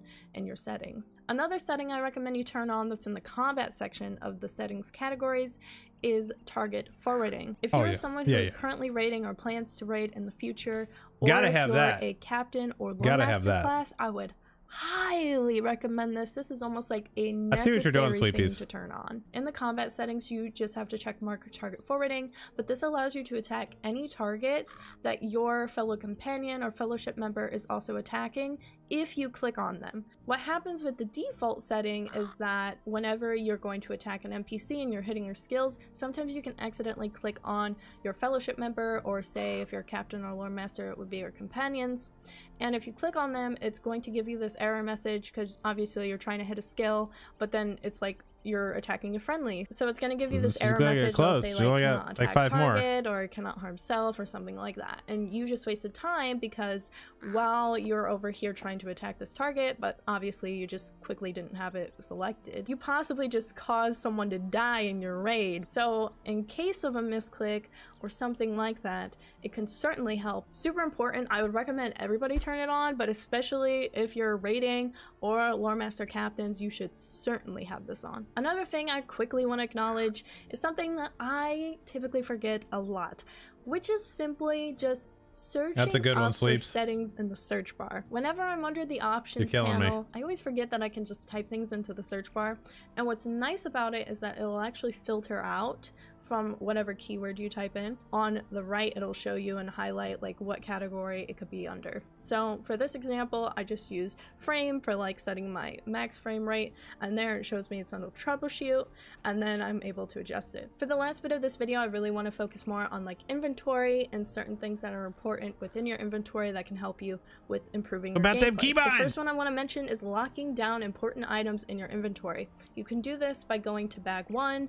There is this icon, a lock icon, that is up on the top left, and when you select that lock icon, it'll actually allow you to lock items. Now you can do this already in vendors. You can lock items, which I'm sure you've seen, but then the items disappear unless you have show lock shown, but it's just so messy, and doing it through the inventory is way easier personally in my opinion. But it just makes it easier because you select it, you then have the cursor on to lock whatever items you click on. You could go through rapid click like everything, and then especially with unlocking it, you can just do the same thing over. So it's super easy, really nice to just kind of go through and lock things down, especially when you want to hit the sell all button on your vendor, which I never did until this year because I started locking things more. Another important item that you probably have in your inventory that should get locked is your rep items. Whenever you have rep items in your inventory, you always have to go through and actually manually like click it and redeem it so you get reputation towards that specific faction. But instead of individually just right clicking over and over and over again, you can actually just mass do it by a few clicks. So especially in like when you're in Moria and you got like freaking reputation all over the place, you can just go through and hit the alt button plus your right mouse button,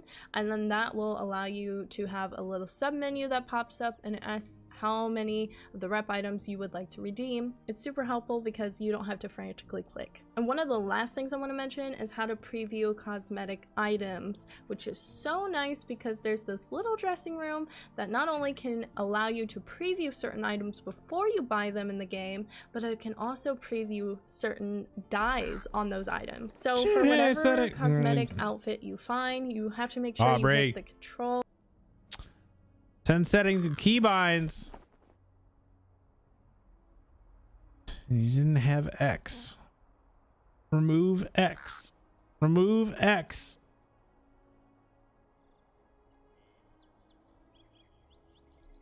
This one. This one. I don't even know what the setting is called now. Like, shit, what is it called? Because it's not going to be in here anymore because I don't have that on there. What is that actually? Like camera lock?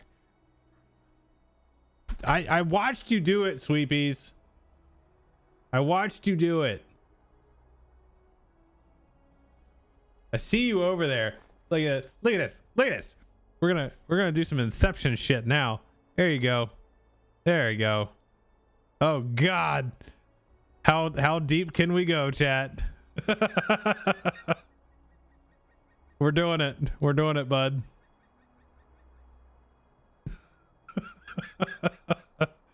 We are going to go down the tunnel. Down the tunnel we go. Down the tunnel we go. He got us. Yeah, I did. How far away I am. Help me. Help me. All right. You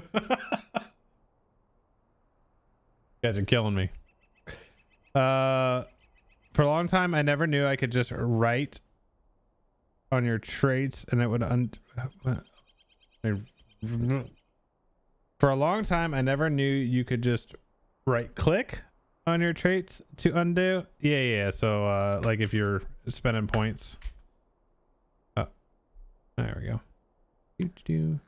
Like, well, I don't have any to not spend because it's already set right now. But if you're, sweet piece, you're killing me, dude. Yeah.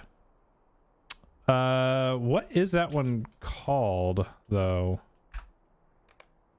Now I forget.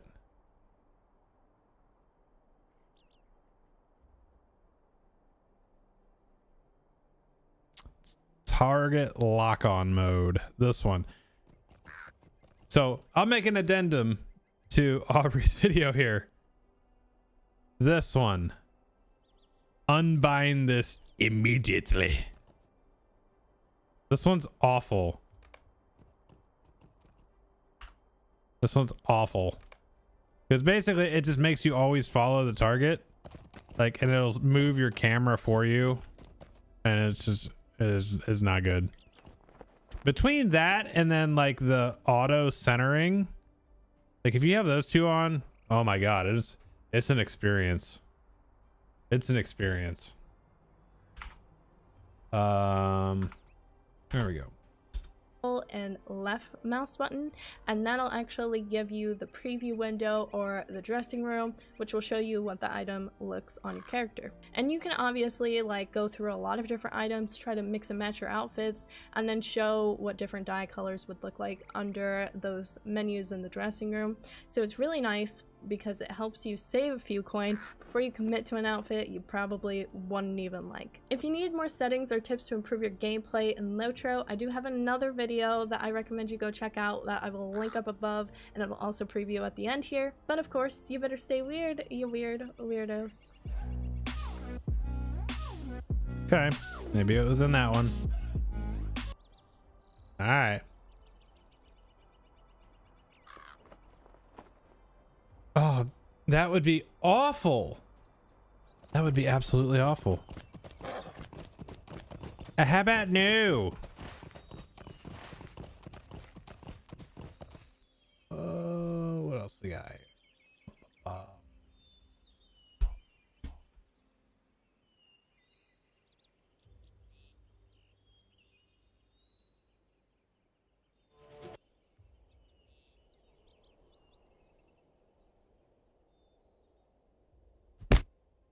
Oh shit.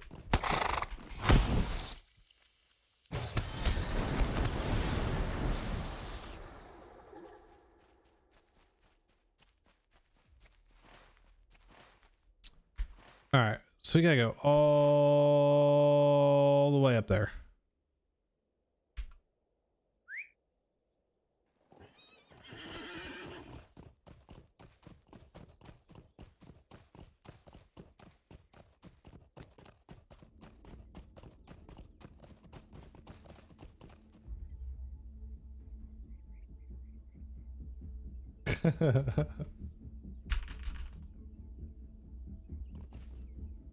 Damn right, I'm a keybind.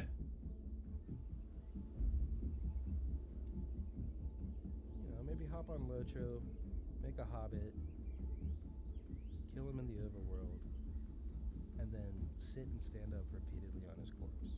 You know, it's just like that's. Why would you do that, Sweepies? It's normal. You know, just sit and stand. Like, for example, like if one were to do it, wow.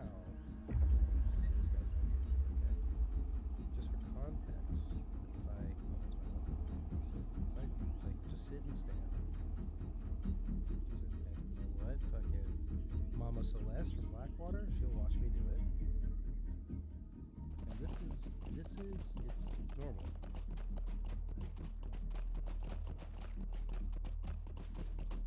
The other way. Just like, but imagine Field Marshal Sasini. So I gotta ask, Sweepies, what is it that my skill button does? I press that button. Okay, here's what it does. You ready? Yeah, I'm ready. I'm watching. Full rundown. Okay, so if I were to press Shift 1, which I won't do because I don't want to embarrass you, I press Shift 1. Does this make a really big image of me? No, I download Lord of the Rings. It automatically downloads Lord of the Rings Online. Okay. It makes me a Hobbit character.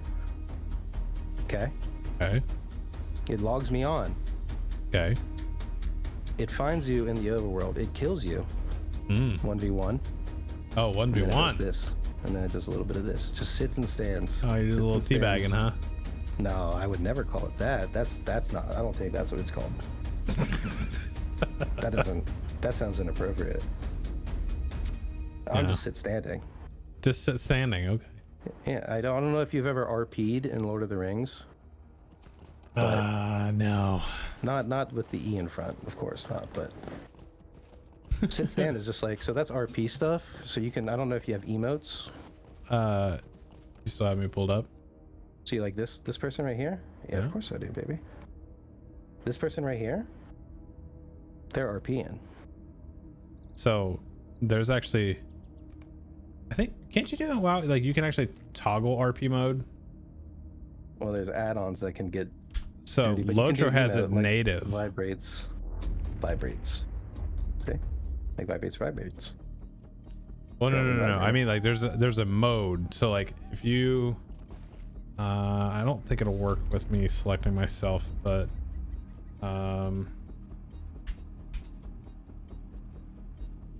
so it's probably tough.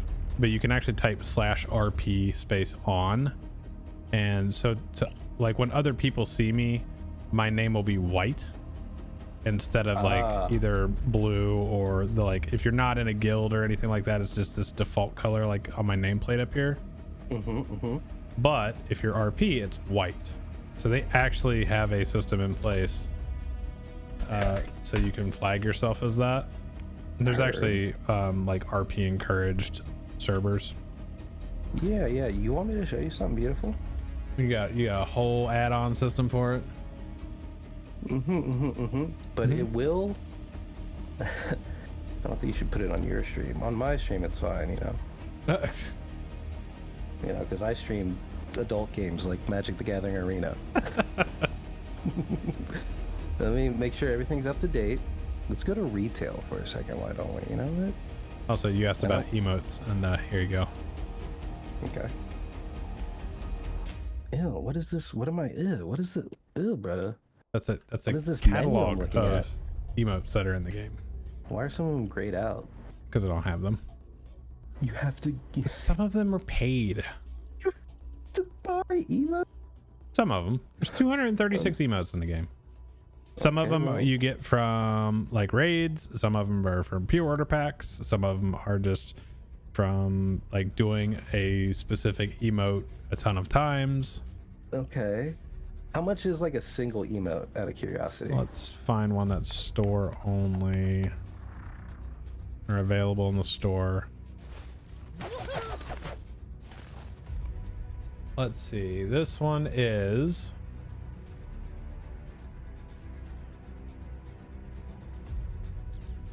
so it's 95 points. $95? That's crazy. Points. Dollars? That's crazy. That's what I call dollars, bro. I say I'm spending 2 points. How much is 95 points? If you were gonna buy points, right now it's double bonus points. Oh shit! So $8 would get you 700 points. Okay, so do the math for me. I can't math. Math is just not... fucking do the math for me, man. Don't come into this Discord and expect me to do math. Don't expect me to do math. Damn. He reversed me. I did. So here, let's see. If it's 700 points. Well, no, we want to actually divide $7.99 700 times. Let him cook to get our cook, chat. Huh? I'm letting you cook. So that's just about 1 cent. 1 cent for one emote? No, one for 1 point. Gotcha. So that is like $1 for that emote.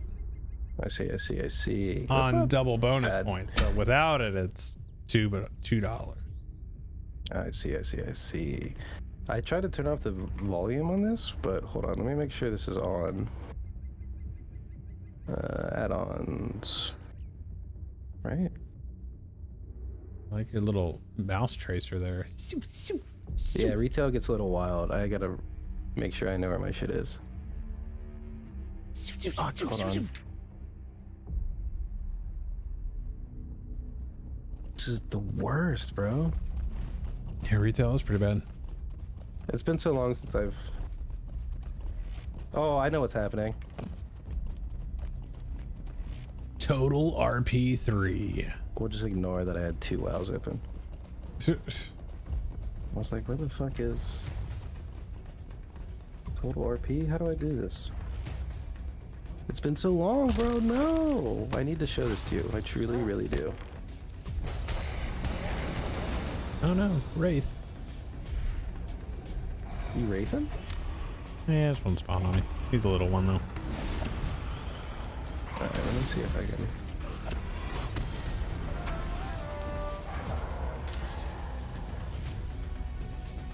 It's not gonna be like this, dude. My grand reveal is not gonna be like this. Settings? Oh no, bro. There's so many settings in there. I've only delved a bit. I'm trying to fucking... God damn it. Alright, man. Maybe it's scuffed. Maybe we lost it. The moment is gone. I think we've lost the moment. I'm gonna try one more thing though.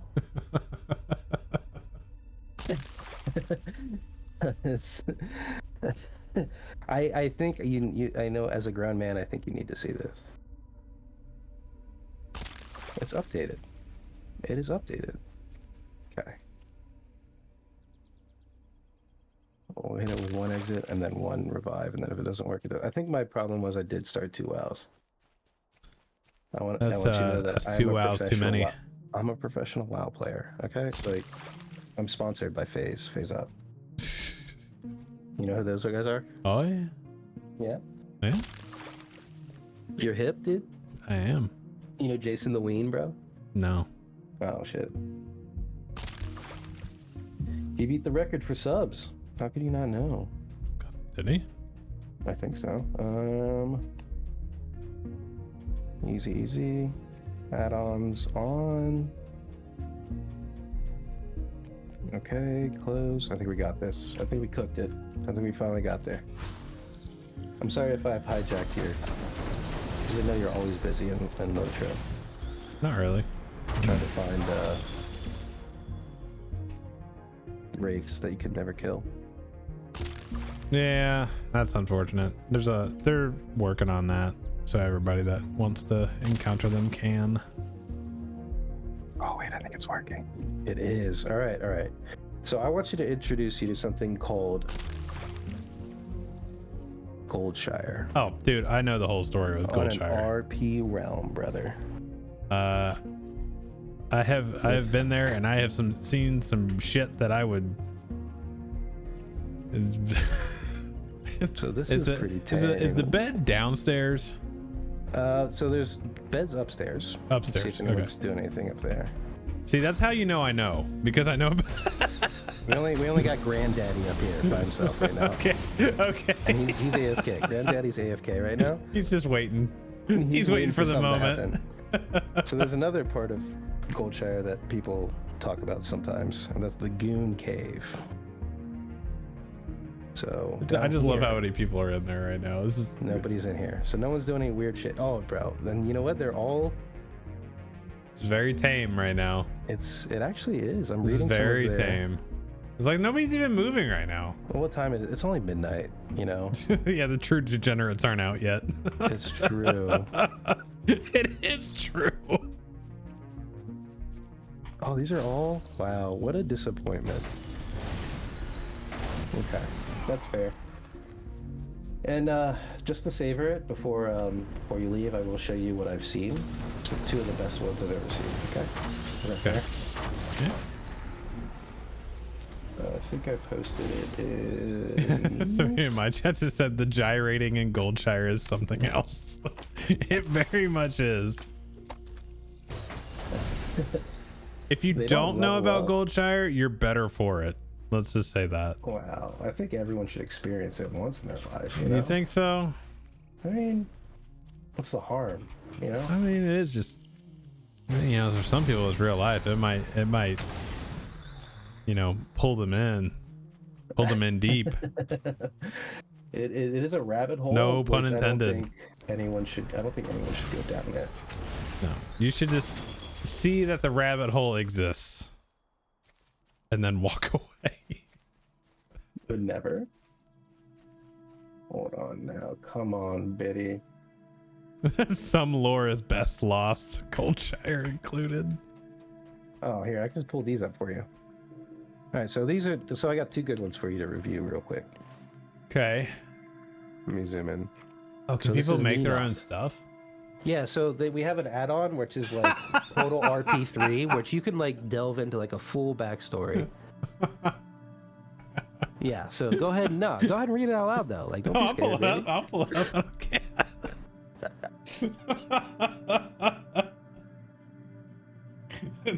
Trip Darnassus. So someone Trip the Darnassus? Someone typed this out. No. Somebody thought of this. Yeah. That's what's disturbing. And they're level 4. So I want that to be apparent too. They took the time to get 4 levels.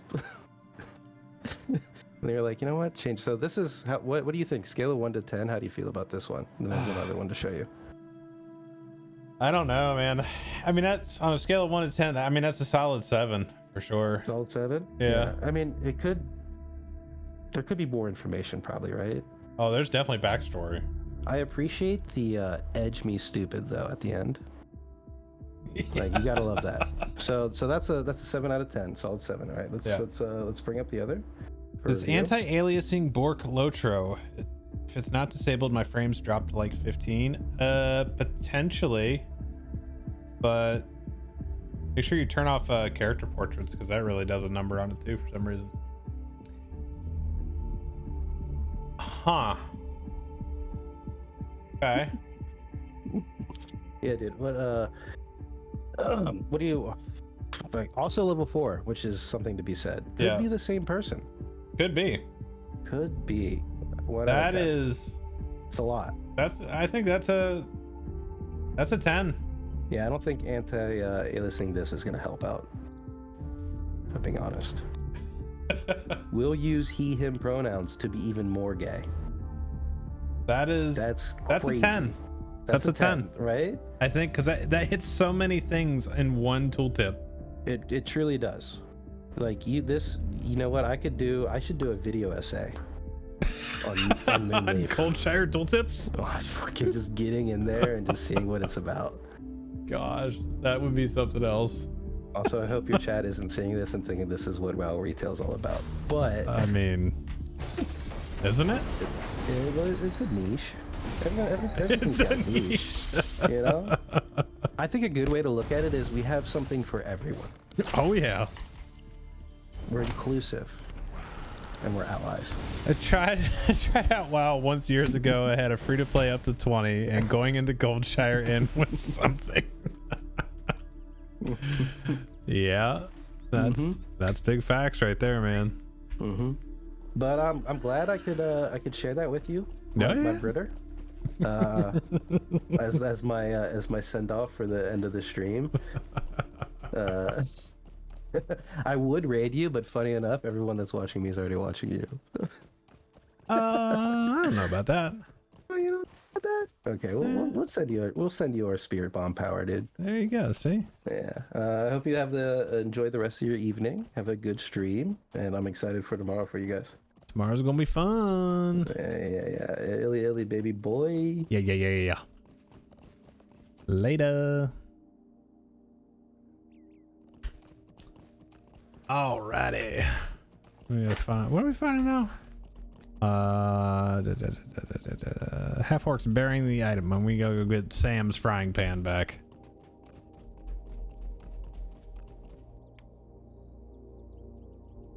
There we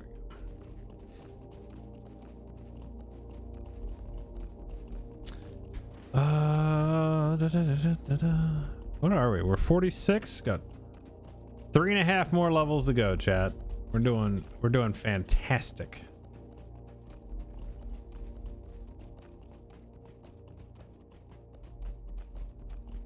There's our guy. Thlook.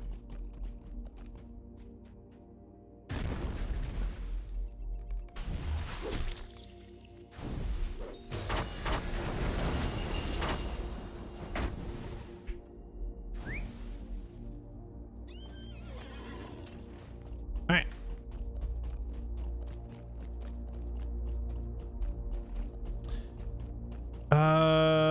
Okay, somebody's mentioned that to me before too. So go in, if you're running the game right now, not taskbar settings, go in to task manager, find Lotro client, and make sure that it's using GPU 1. If it's using GPU 0, that's going to be your integrated, and that is not good. Because you have a 2080 Super, you should totally be fine.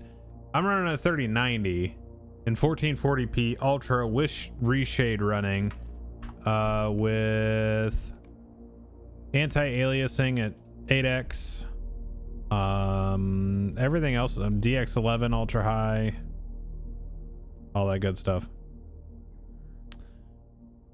How do you switch? That's a good question. I had to look this up for somebody. What was it?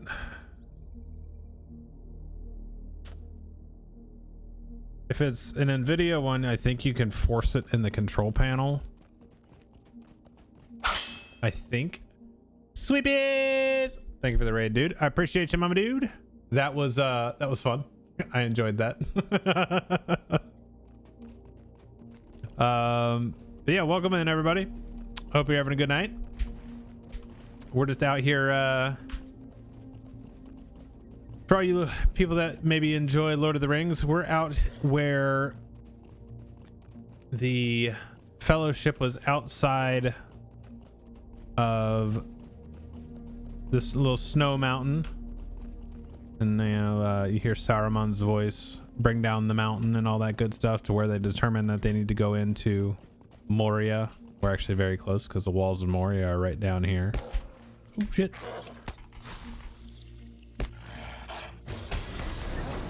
It's in the launcher? It doesn't say 1 or 0 for me. What processor are you using?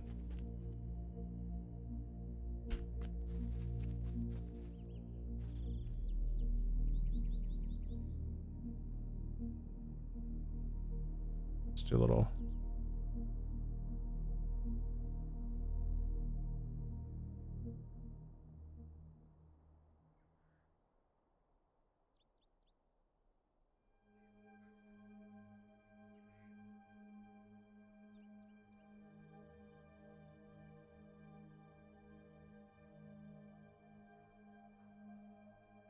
Oh yeah, you can set it. Basic render driver? I'm sure that's just hot action right there.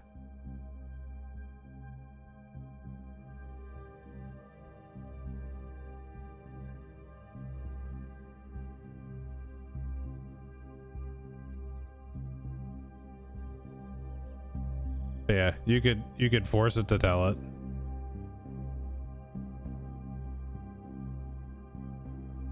But yeah, if you have a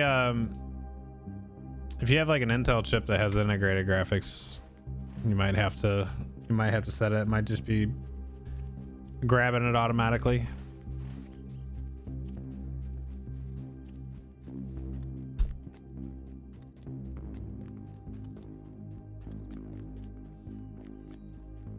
What resolution are you playing in?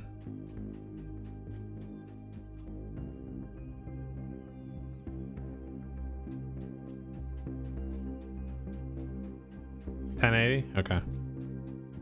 Yeah, you should totally be fine on that.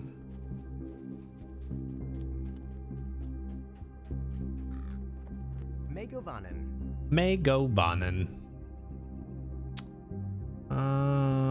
Okay, we'll grab that. Greetings, friend.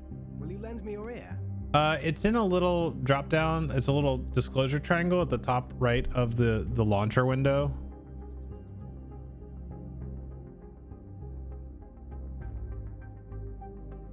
This right here, and then options.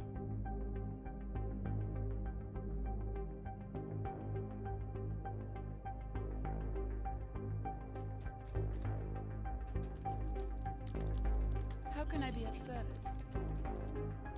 Hail, friend, and well met. Yep. Megovanen. Sweet-eyed male, will you stay a moment? Okay, so we gotta go. We got plenty of time. We'll go run up and toot the horn up here first, and then we'll do the other stuff.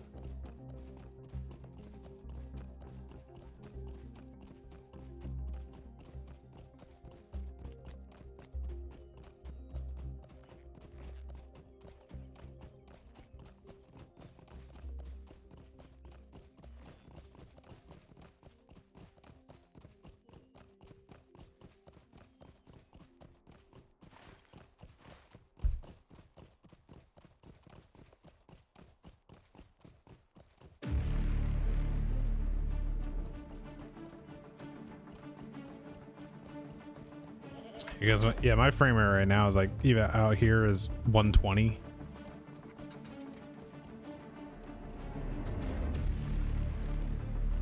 And that's in 1440p DX11 ultra high. Do you have the high res data pack installed? That probably sounds stupid, but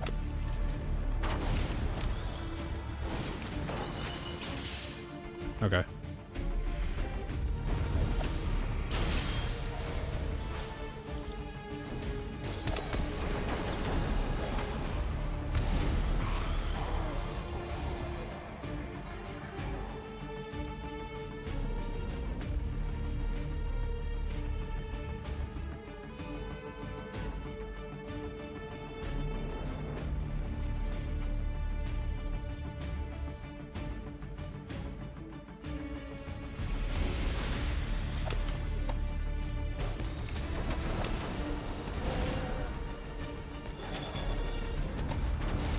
Why did it target that dude?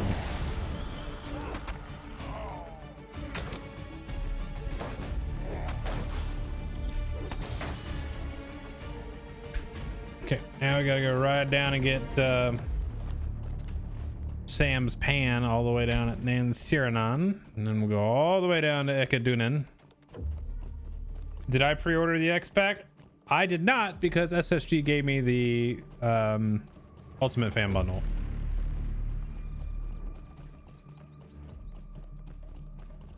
So I have it.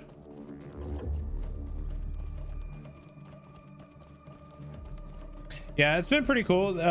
They've hooked me up pretty much since 3 Peaks, I think. That's been very nice of them to do that.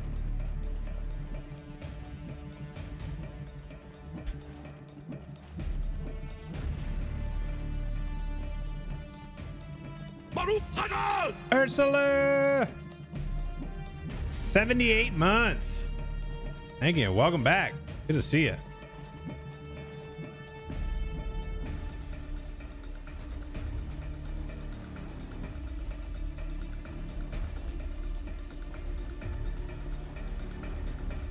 The Ursulurk. There she is. What's up? How we doing?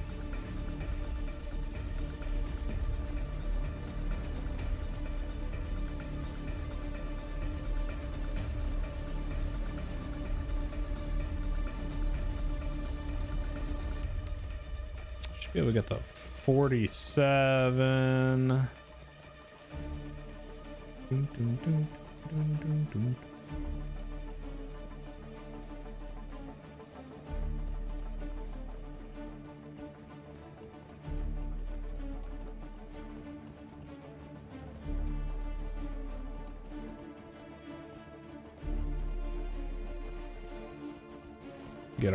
Get our stable out here and then go in.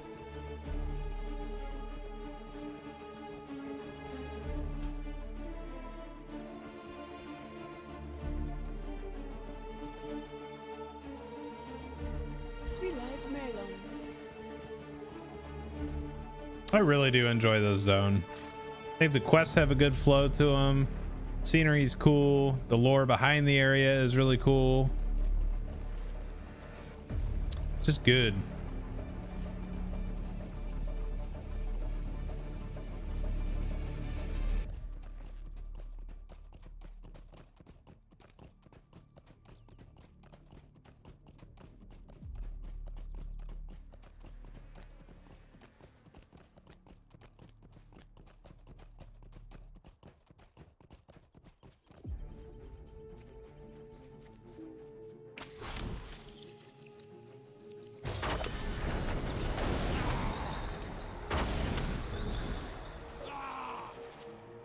Don't worry, chat. We got the cooking pot. We're all good. We are all good here. Oh, how are we doing on shadows? 48.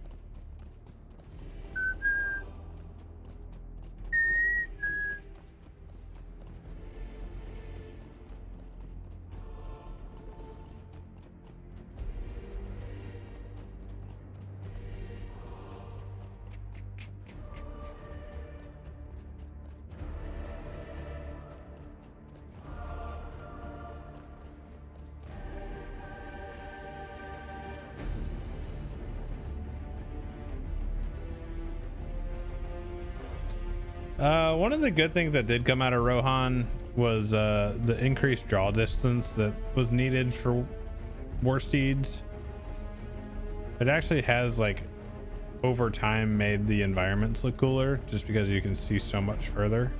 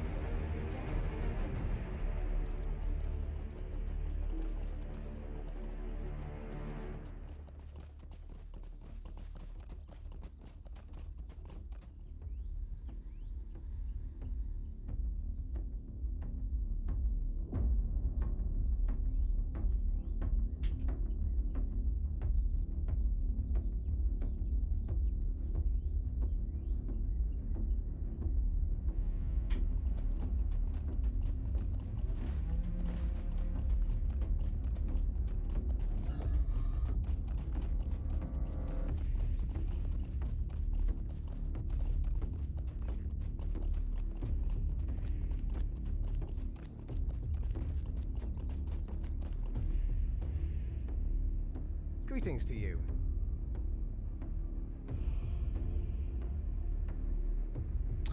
All right, we got here. Ooh, we got the multipliers. Yeah. You may be of service to me.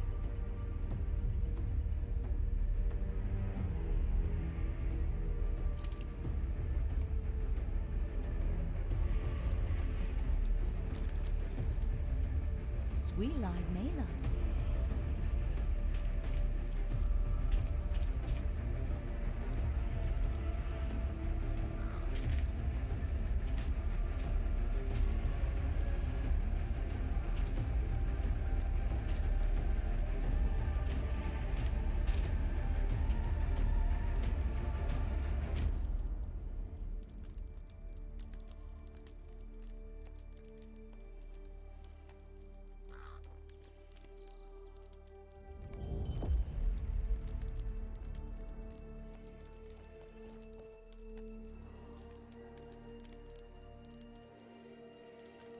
Will you lend me your ear?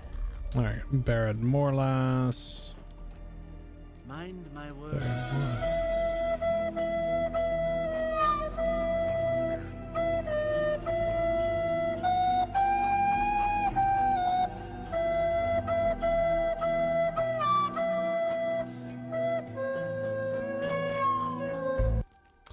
Ranger is here. Hello, Ranger.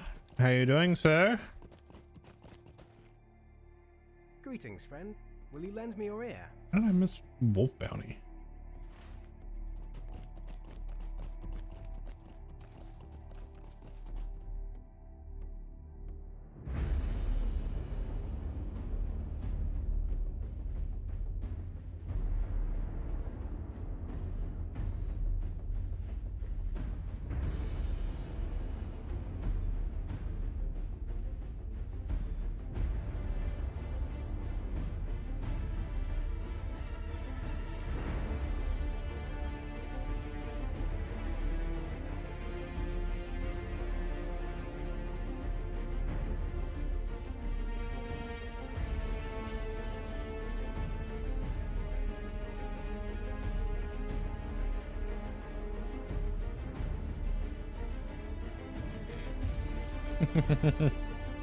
Well, fair enough. What is this one? Oh, the invaders are down here. They have some wolves, and actually the wargs count down there, so there you go.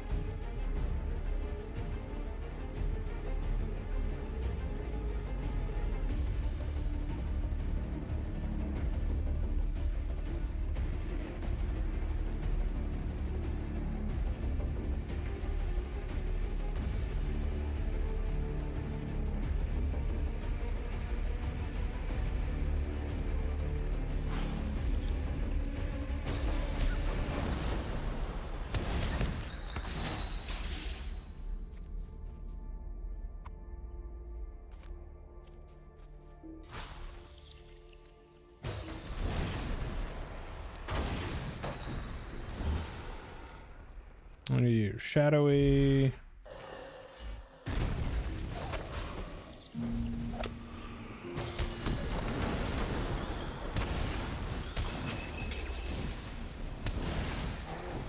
God, the lessers are so easy to handle.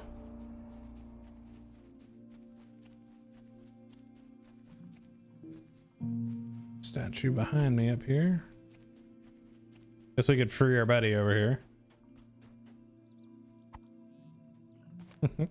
That's a funny clip. I saw that happen live. That was funny.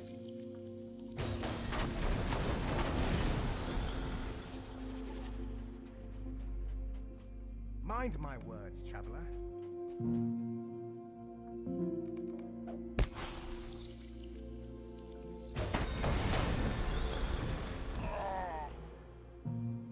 I enjoyed it.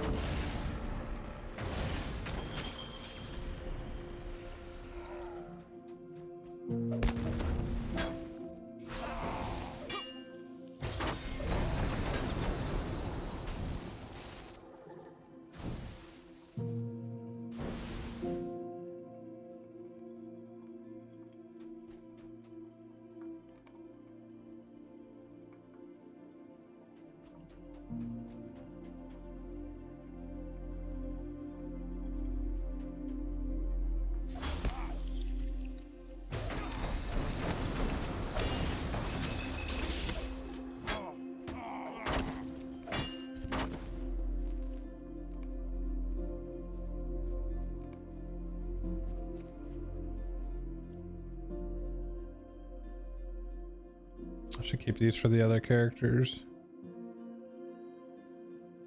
Really just the scholar node stuff is really what we need to keep.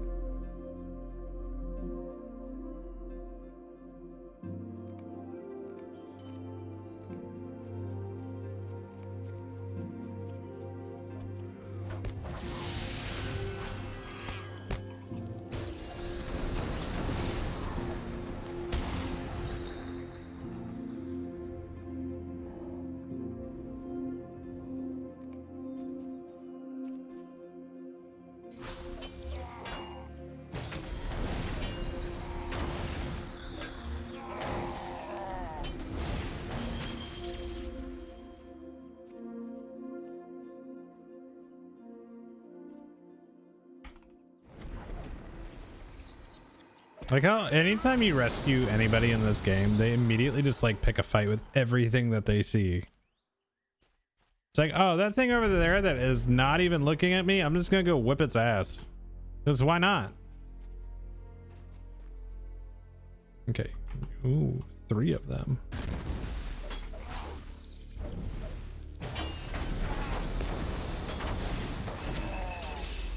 Whip it real good. Yeah, absolutely.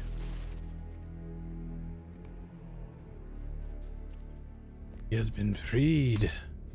Aye, he is freed.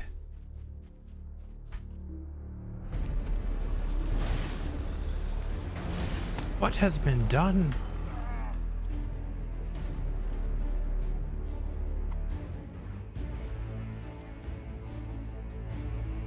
Let's go kill old boy that's in here.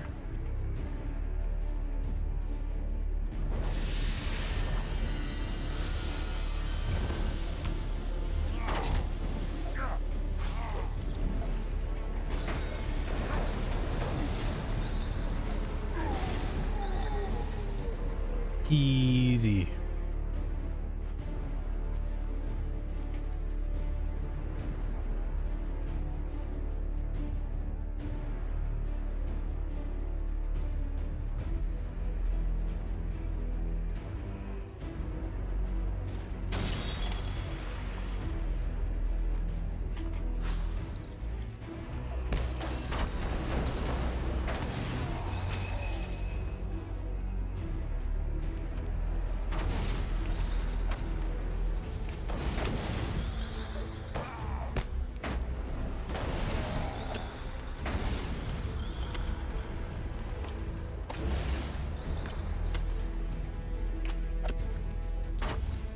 He be burning. Will you be sojourning here?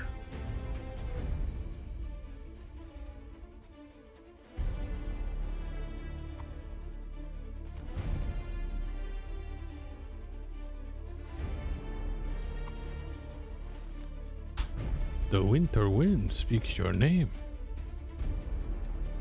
Et de la virus.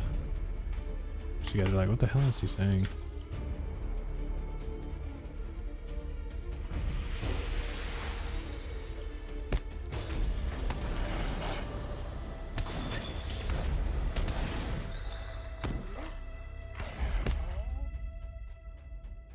Right, bye.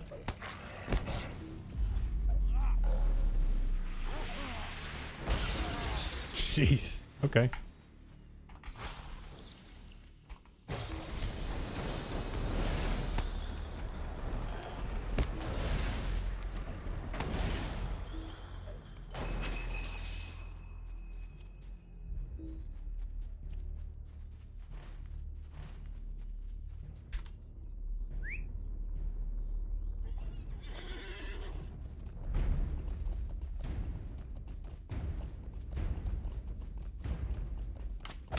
Oh, of course he's got that.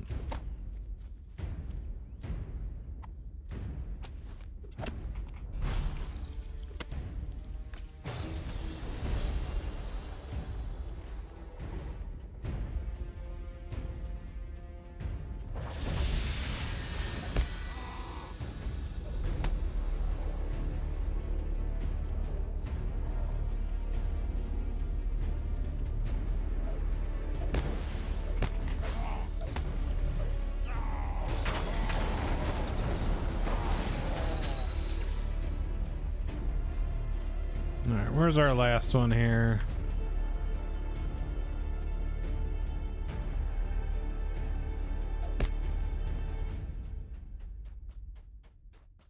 Do, do, do, do, do.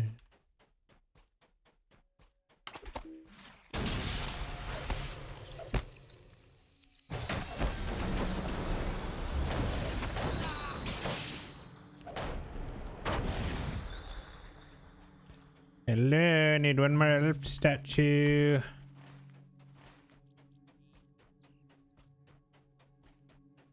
feel like there's one kind of up in the middle here still. Listen, guys.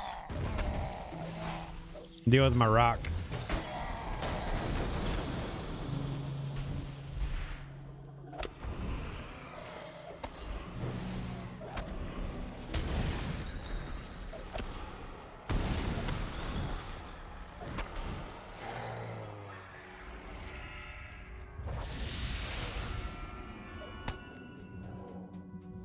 Oh, there's one.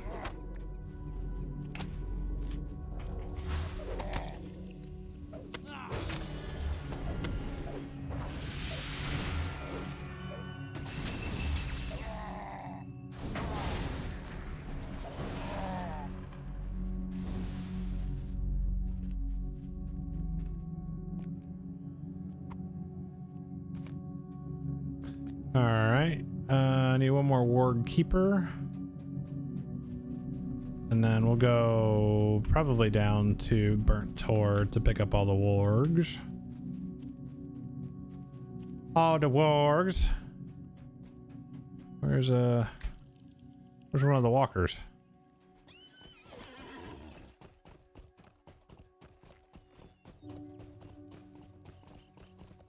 One of the wargy patrol boys.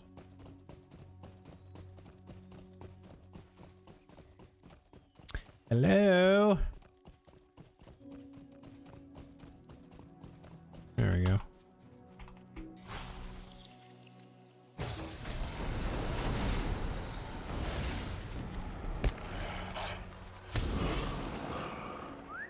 Okay. Let's go down to the Burnt Tor.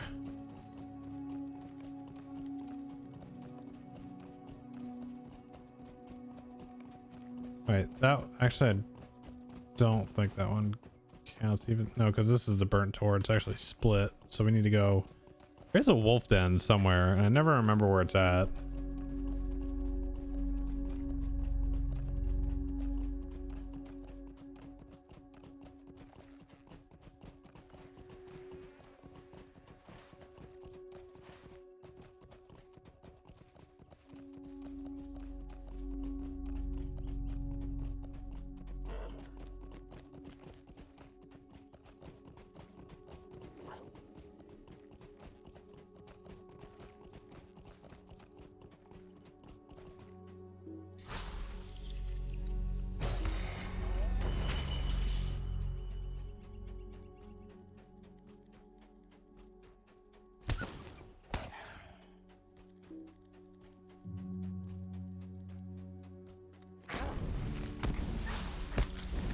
And level. 47. There's another trait point. Let's throw combustion in there. Just for funsies. Thank you.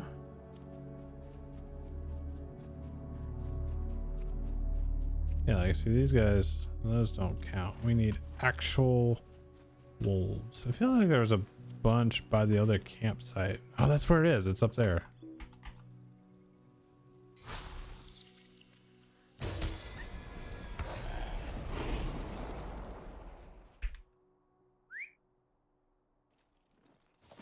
Yeah, I feel like there's a like a wolf den up here.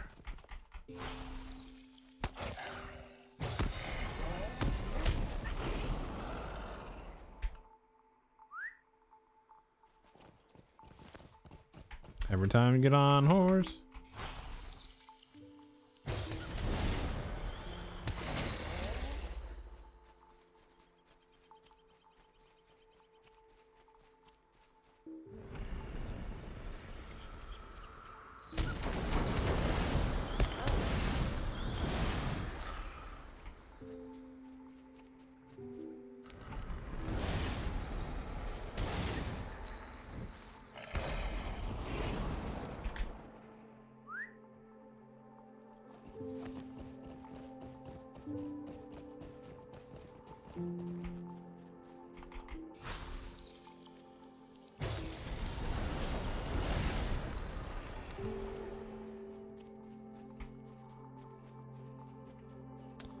Okay.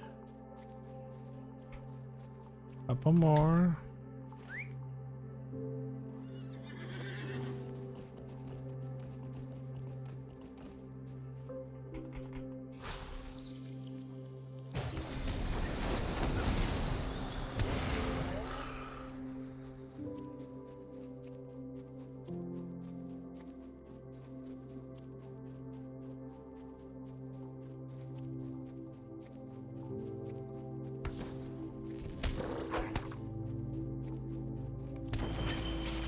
All right, there we go.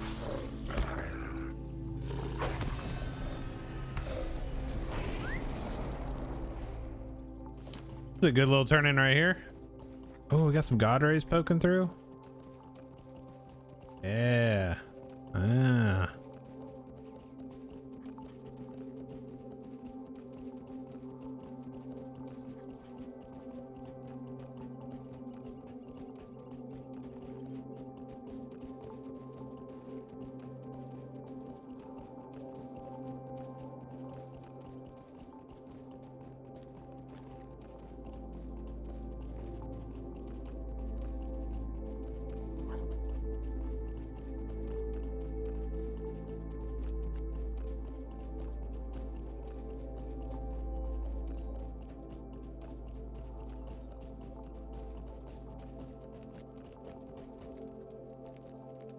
My heart cannot sing today. Oh, that's good. A shadow is on my spirit. Will you lend me your ear? What can I do for you? Might you spare a moment of your time? How can I be of service? What can I do for you? Will you lend me your ear?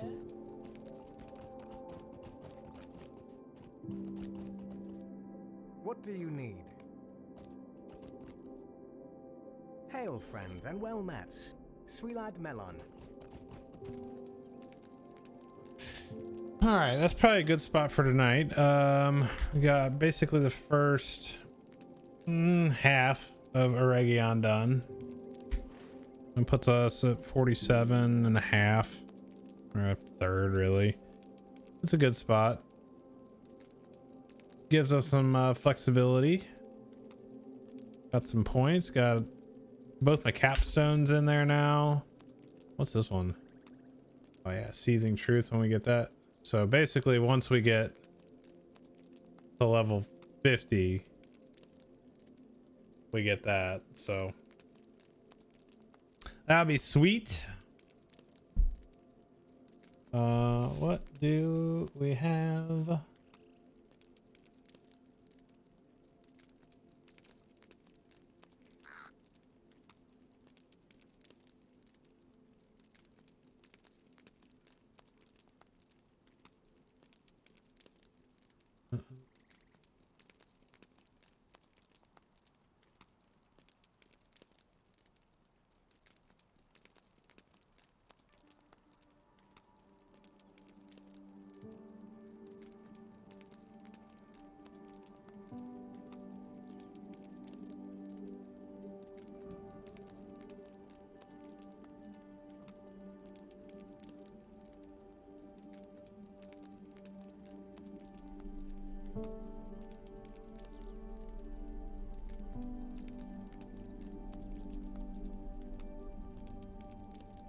All right. No, I'm gonna get out of here. So tomorrow, we'll be streaming Ashes of Creation, Alpha 2. Alpha 2 Phase 1 is available on the weekends until Phase 2 rolls out. Once Phase 2 rolls out, then it's available for a few days a week. And then once Phase 3 rolls out, then they're gonna be pretty much 24/7 available, and then the PTR will be available, but NDA'd, all that good stuff, as they prepare for the betas. So we'll get to check out some new stuff tomorrow. Get to share Ashes with you if you guys want to check that out. If you're curious about a new and upcoming MMO that I've been excited for since 2017 when I found out about it.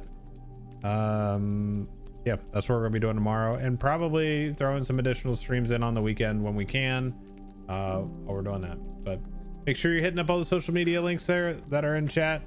Make sure you're followed, subscribed, all that good stuff. Get in Discord, because that's the best way to find out all the stuff. And then I will see you guys tomorrow night, probably around 10 o'clock, like a normal start time. Cool. All right, everybody, I'm out. Have a good one. Take it easy.